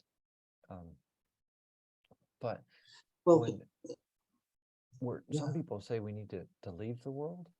Why, at least in the later verses, did Yahweh take these natural branches and graft it into a wild tree if we're supposed to go be recluse and stay on our own? and here's another thought. Lay up the fruit thereof against the season unto mine own self. This is actually something that speaks openly against, if the fruit are the fruit of the souls, the saved souls of men, if they're all coming back and forth and going back and forth in multiple mortal probations, how is he laying the fruit up against him, laying up the fruit unto himself against the season? That's a good point. I wouldn't have thought about that because I'm not in crowds that are talking about that, but that's a good point against multiple mortal probations, which is just another phrase for reincarnation. Yeah, it's putting lipstick on the pig of reincarnation. Yes, it is. That's a good way of putting it. You put lipstick on a pig, it's still a pig. I'm sure the pig looks beautiful, but I'm pretty sure it doesn't appreciate it. Yeah. In fact, when I see girls or guys with nose rings, it makes me think of pigs. But anyways, And it came to pass that they went forth, whither the master of the vineyard had hid the natural branches of the tree. He said unto the servant, Behold these. And he beheld the first, that it had brought forth much fruit, and beheld that it was good, and beheld also that it was good. And he saith unto the servant, Take the fruit thereof, and lay it up against the season, that I may preserve it unto mine own self. For behold, saith he, This long time have I nourished it, and it hath brought forth much fruit. So I do believe this preserving unto himself, it's having it wait until judgment day. Yeah. Because he's preserving it unto his against the season. What season? I would say judgment day. And there is another school of thought that the resurrections actually begin at the coming of Christ in terms I of would say the first unmasked. resurrection. Yeah. So this is one thing that I haven't quite figured out, because obviously when Yeshua resurrected, he was start of the first resurrection. And so, well, but there were others that were resurrected then also. But just to finish up what I was thinking, the season could also be just that the season could also be that judgment at the second coming. Sure. So it could be a different, like I think you're saying different seasons, but yeah, different seasons for different folks. I could see that, assuming the season is the judgment time, because there was it 5,000 that people saw resurrected or something to that effect? I don't remember from the New Testament exactly, but right. This is one thing I don't have figured out. I wonder if there were other resurrections after that throughout history, just not en masse. Because like Moroni, I do believe he was resurrected, and it didn't happen at Yeshua's resurrection, right? No, couldn't have. And if you take Alma, right, because he wasn't alive yet. I mean, just to state the obvious, but if we take Alma 40 into account, Moroni died. So for him to come back to Joseph Smith, he had to be resurrected, because otherwise he was in paradise, not having a care in the world, right? So anyways, so I think the first resurrection is probably the longest resurrection, because it started with Yeshua at, Right. I would say 30 AD. I think there's good evidence for that. And it including Jewish writings. it ends just before he comes back, when all of those who are his, the first fruits, are caught up to meet him. And well, I would say it even continues until the earth has, in its current state, filled its measure. Okay, Because there's going to be people born after true. the start of the millennium that are going to go to the celestial kingdom, and they are going to be part of the first resurrection. So Yeah, true enough. True enough. I see the first resurrection and all resurrections going up to the end. It's just the first, second, third have different starting points. Yeah, I can see it. I They can see what probably all end at the same time, or relatively close to each other, right? Right.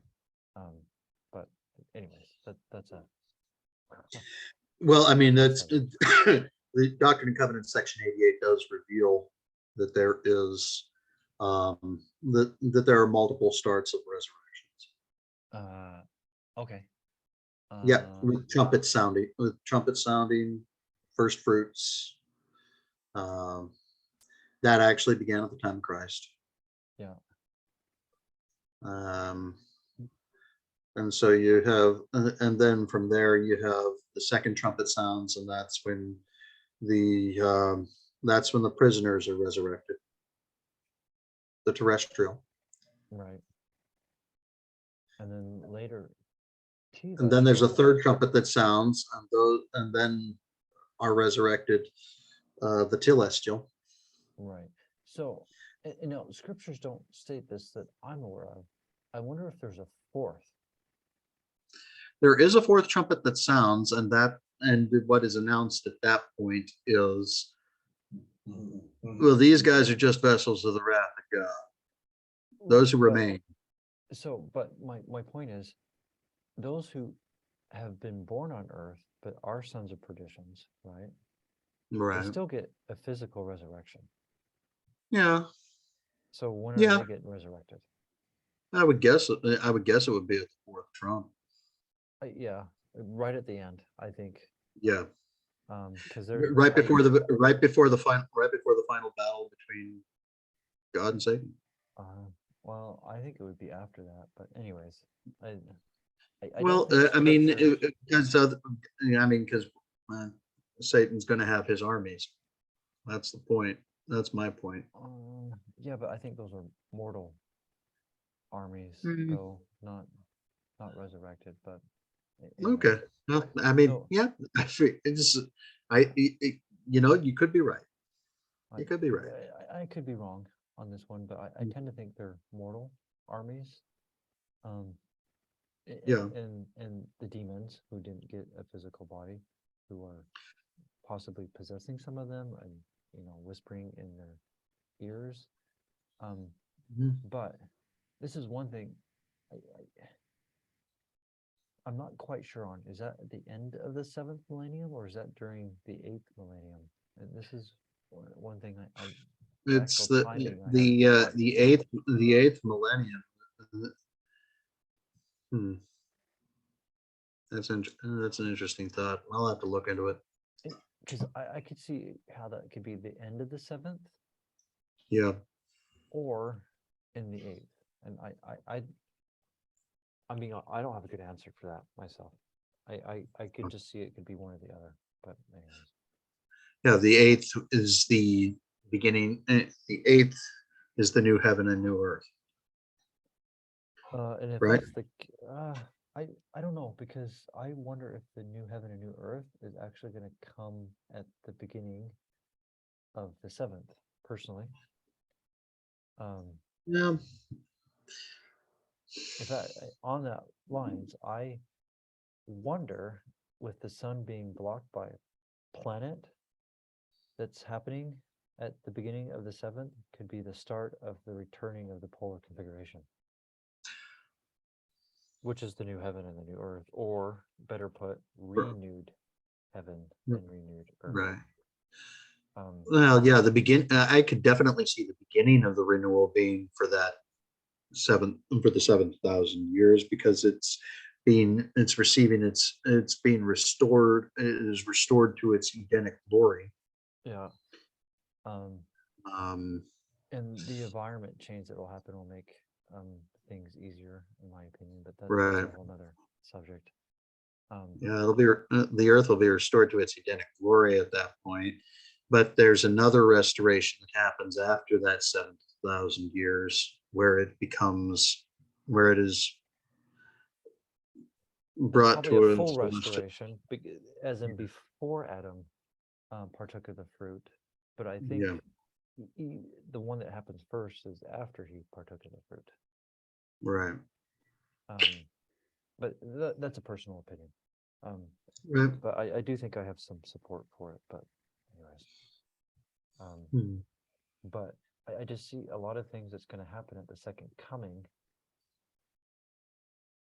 Is that I'm almost done with. I'm working on a post on this, and I'm getting close to done. That will be caused by a planet, actually, which would make sense. It's bringing back the polar configuration. But well, I know that Mars drags rocks with it. yeah, it does, which would be fire and brimstone, right? Yeah. Well, the thing is that those 3 men called Mars, basically. Well, he called a planet. I tend to think it is Mars. They called a planet. They called a planet that was dragging the fire and brimstone with it. The host of heaven stoned Sodom and Gomorrah. And I agree with that. Yeah. But that judgment was executed by men after the holy order of God. Yes, and the Melchizedek priesthood. Oh, and by the way, it states that they were ordained by the mouth of God. Oh, it does. Yes. Yep. In the inspired translation. In the inspired translation, it says that you've got that whole chapter is freaking amazing. I'm gonna have to go look at the JST/inspired on that one. Because I haven't looked at that one. But I'll probably have to add that to my priesthood resource page, because I probably don't have that one there. That is amazing. The whole thing that I'm finding here is that everything in the Bible is a lot clearer in the inspired version. When I come across it, I would completely agree with you, including ones in the New Testament about Torah. So, it's definitely a lot more obvious. We haven't quite made it to well, that. and the fact that baptism was a thing before Moses is made clear in the whole thing regarding the institution of circumcision in chapter 17. Yeah. Well, we have a little bit more time. We can show that.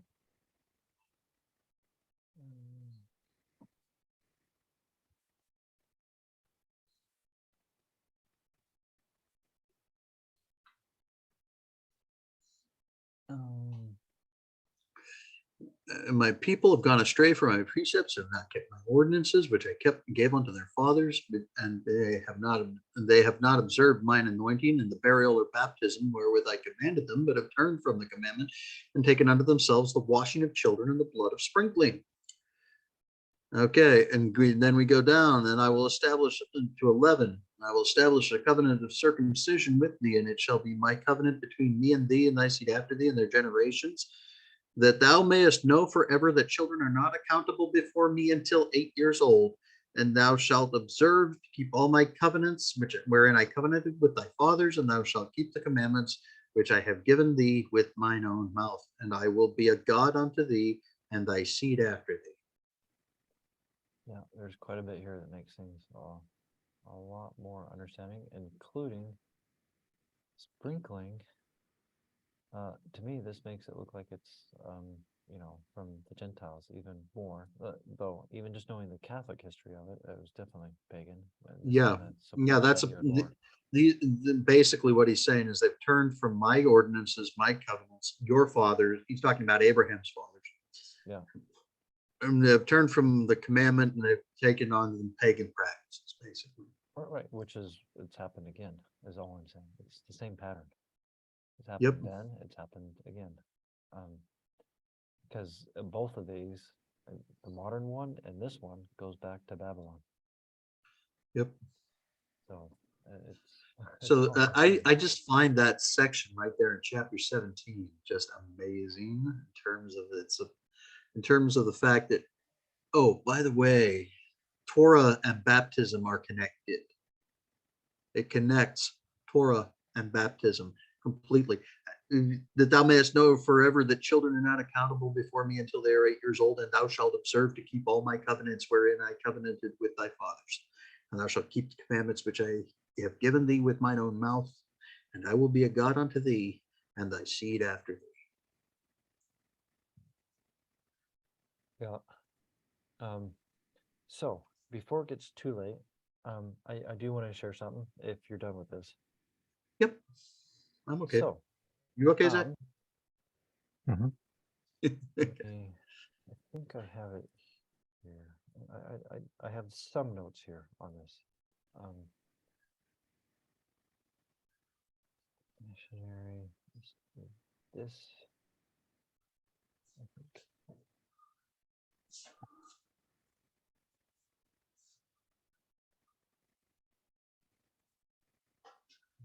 Oh, there's another one. Oh, I have them both here. Okay.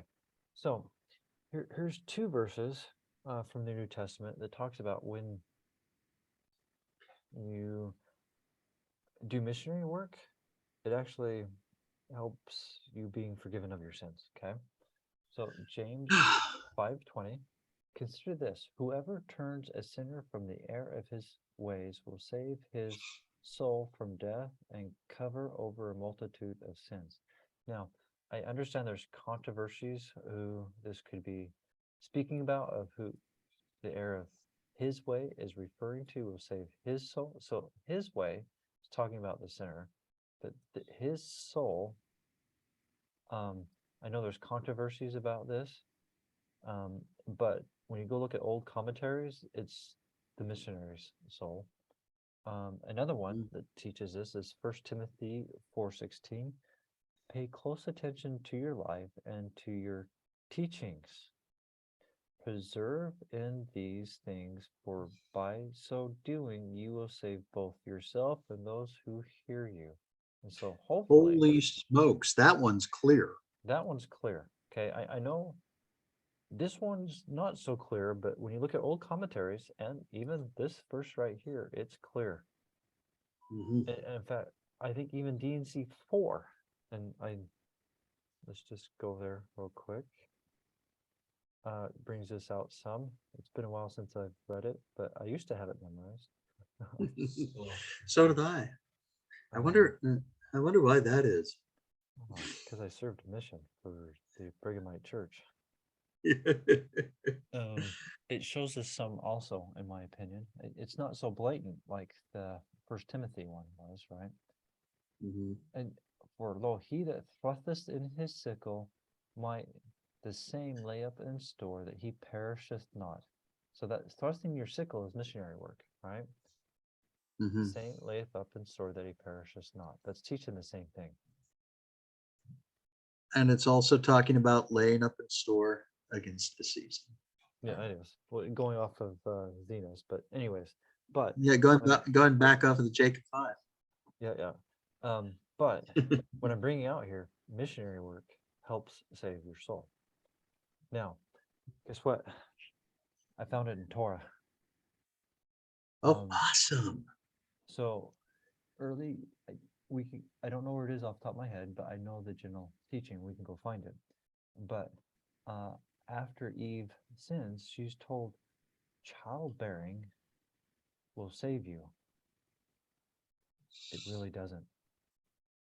Eve is a symbol for the church, and bearing children is converting people. That is pretty. That's pretty cool. Because I don't think anyone who really takes the gospel seriously would actually literally believe that a woman is saved only by bearing children. No, you have to be a convert. That's Well, no, you'd have to be a fundy. You'd have to be a fundy. okay. So I will admit, I've come across a few that actually believe that, and they're fundies. But I'll be honest, though, I'm not sure how serious they take some things. But anyways, I know I'll probably get some slack for that. But I'm just being honest here. Yeah. Because in the New Testament, Jesus didn't tell the women, go have children and you'll be saved. I don't know any New Testament verse that states that. I didn't see it. I mean, the adulterous woman, right? That would be a prime example. Go have children. You didn't say that. Go have sex with all kinds of men and have lots of babies. As long as you have children, you're fine. But what he did say. Oh, wait a minute. She's adulterous and barren. Oh. No, but he said, don't go sin anymore, showing that she is supposed to keep the commandments, right? Anyways, yeah. But so that's just me being a jerk. Yeah, I know. Well, I was being a little jerky about the fundies myself, but I was trying to avoid it a little bit, but you brought it up. But the imagery of the woman being saved in childbirth is what's being taught in those 3 verses. Mm-hmm. And you can somewhat see it in Moroni 8, if I remember correctly. But I didn't prepare, so anyways. Well, I mean, on a certain level, raising your children, teaching them the gospel, teaching them to walk in the law will also save your soul, helping them to become converted. Right, but it's not in Genesis. It's not in the birth. It's not in the birth or the. Yeah, that's different though, because that's actually more missionary mode than birthing.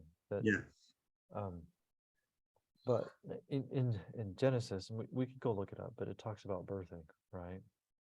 Or bearing, which is birthing, right? Right. But so here's it is in Moroni 8. And their little children need no repentance, neither baptism. Now this is little children, not children or adults. Behold, baptism is unto repentance, to fulfilling the commandments unto the remission of sins. So one of the crazy little definitions of fulfilling is teaching. Yes, or doing, teaching or doing. Yeah. Now the interesting thing, one of the interesting things, not necessarily interesting being a euphemism, that I've heard this last week is the idea that there are people who maybe shouldn't hear about the gospel. They'd be better off not hearing it and thus rejecting it. No. But the facts of the matter are, there is no person of age who is without law. Right, because all adults have the law. It's in you. It's in you. Now, I could agree with that with the mysteries and the deeper things, but as one thing that Alma 12 brings out, there are some things, which is the general gospel that we have in the scriptures, is to go to everybody. Period. Mm-hmm. And when it's something that you actually need more, God won't let you speak it. Right. Yeah. I mean, there've been a lot of instances where I've had more that I wanted to say that God's like, Nope, don't say it. Don't say that. This person is still fighting. This person's still fighting against the lesser portion. They don't get this, and you're not supposed to tell it anyway. That's it's mine to reveal to whom I will. Yeah, so there's just what's in the scriptures. Like, Yeah. I'll be honest. In general, you don't have to ask. Now, some people will say, well, if they're not ready, don't. And I have mixed feelings about that. I'll be honest, because when I read in here and I see what the prophets do, they don't do that. They just, like John the Baptist, the greatest prophet according to Yeshua. What did he do? He pretty Well, much that's taught repentance, and you know Yeah. what? He wasn't shy about it either. well, and that's what I say. You know, maybe they're better off not hearing about it, but that's not our call to make. No, Our it's not. call is to preach repentance. In fact, though, Our call is I to would preach say repentance. they're actually worse off if you don't, and so are you. Right. In And fact, so are Well, you. yeah, so are Absolutely. you. Absolutely. So on the you part, let me show some scriptures on that. There's a lot, but I have some Yeah. favorites. The watcher on the tower. Yeah. Ezekiel 3. Well, yeah. Ezekiel it's 33. But Mhm. let's see. Nonetheless, if they warn the wicked of his way to turn from it, he does not turn from ways. He shall die in his iniquity, but thou shalt deliver thy soul. Verse 8. Meaning- When I say unto the wicked, O wicked man, thou shalt surely die. If thou dost not speak to warn the wicked from his way, the wicked man shall die in his iniquity, but his blood will I require at your hand. And I actually cited that when I was talking to somebody about that. Yeah, where you're supposed to say it. And that's the other thing that I said is it's not our call to make whether they'd be better off without it. Our call is to preach repentance. Right. Well, And you know, while there's life, while they still have life, there's hope. Rejection today could become acceptance tomorrow. oh yeah, I've had multiple people tell me that when they first came across me, they hated me, and then later they said, "I was glad that you kept doing what you did, Stephen." So, Mhm. you just sometimes it takes a while. I mean, I didn't get where I'm at overnight. It's taken me a while, and a lot of thinking and pondering and praying and repenting, right? But anyways, Mhm. And in the meantime, you just have to develop a tough skin. yes, yeah, And because people are going to laugh, they're going to mock, they're going to say you don't. People are going to say you don't believe in the gifts of the Spirit when you start preaching the scriptures. It's amazing. oh, I haven't had someone tell that one to me, so that one's new. But, Or that your mind is darkened because you haven't accepted this extra scriptural doctrine. well, yeah. So first of all, I want to say that it could actually be worse if you don't call them to repentance, because you might be the one that would change them or be part of get them to start thinking that they do need to change. Yeah. So you not calling repentance will actually be worse than if you don't. Now, if you called repentance and they just ignore you, what harm did it do to them? Actually, none. Other than maybe they don't like you now, but that doesn't harm them. And so Not you're being doing them not being and liked doesn't harm me either. yeah, you're doing them and yourself a disfavor for not calling repentance, like right there, Mhm. which actually comes from the law. But anyways, let's go on the other thing. Oh, now I forgot what the other thing was. Oh. Remind me what you said. The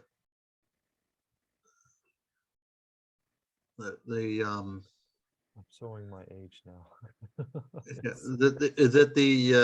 you know, it's not our call to make the judgment call as to whether they should or should not hear it. Our job is to preach repentance and to keep faith, because rejection today can be acceptance tomorrow. Right. I think you said something else, but anyways, I guess it wasn't too. There was something else, but I can't remember now. Yeah, I can't remember either. But anyways, I was gonna give some support. It from was, and there everything, was or- going to be, there was, I'm sure there was going to be something grand. Really, Oh, I maybe it's late because I can't remember. So if I, Like I said, like I said, I'm sure it was going to be grand. yeah. Anyway, so I'm gonna pause because it is getting late. So it's I'm almost to my stopping point. So I'm gonna pause. So we ought to at least close with a prayer. It's still recording. Oh, did I hit the wrong button again? Yeah, I think you did. I did.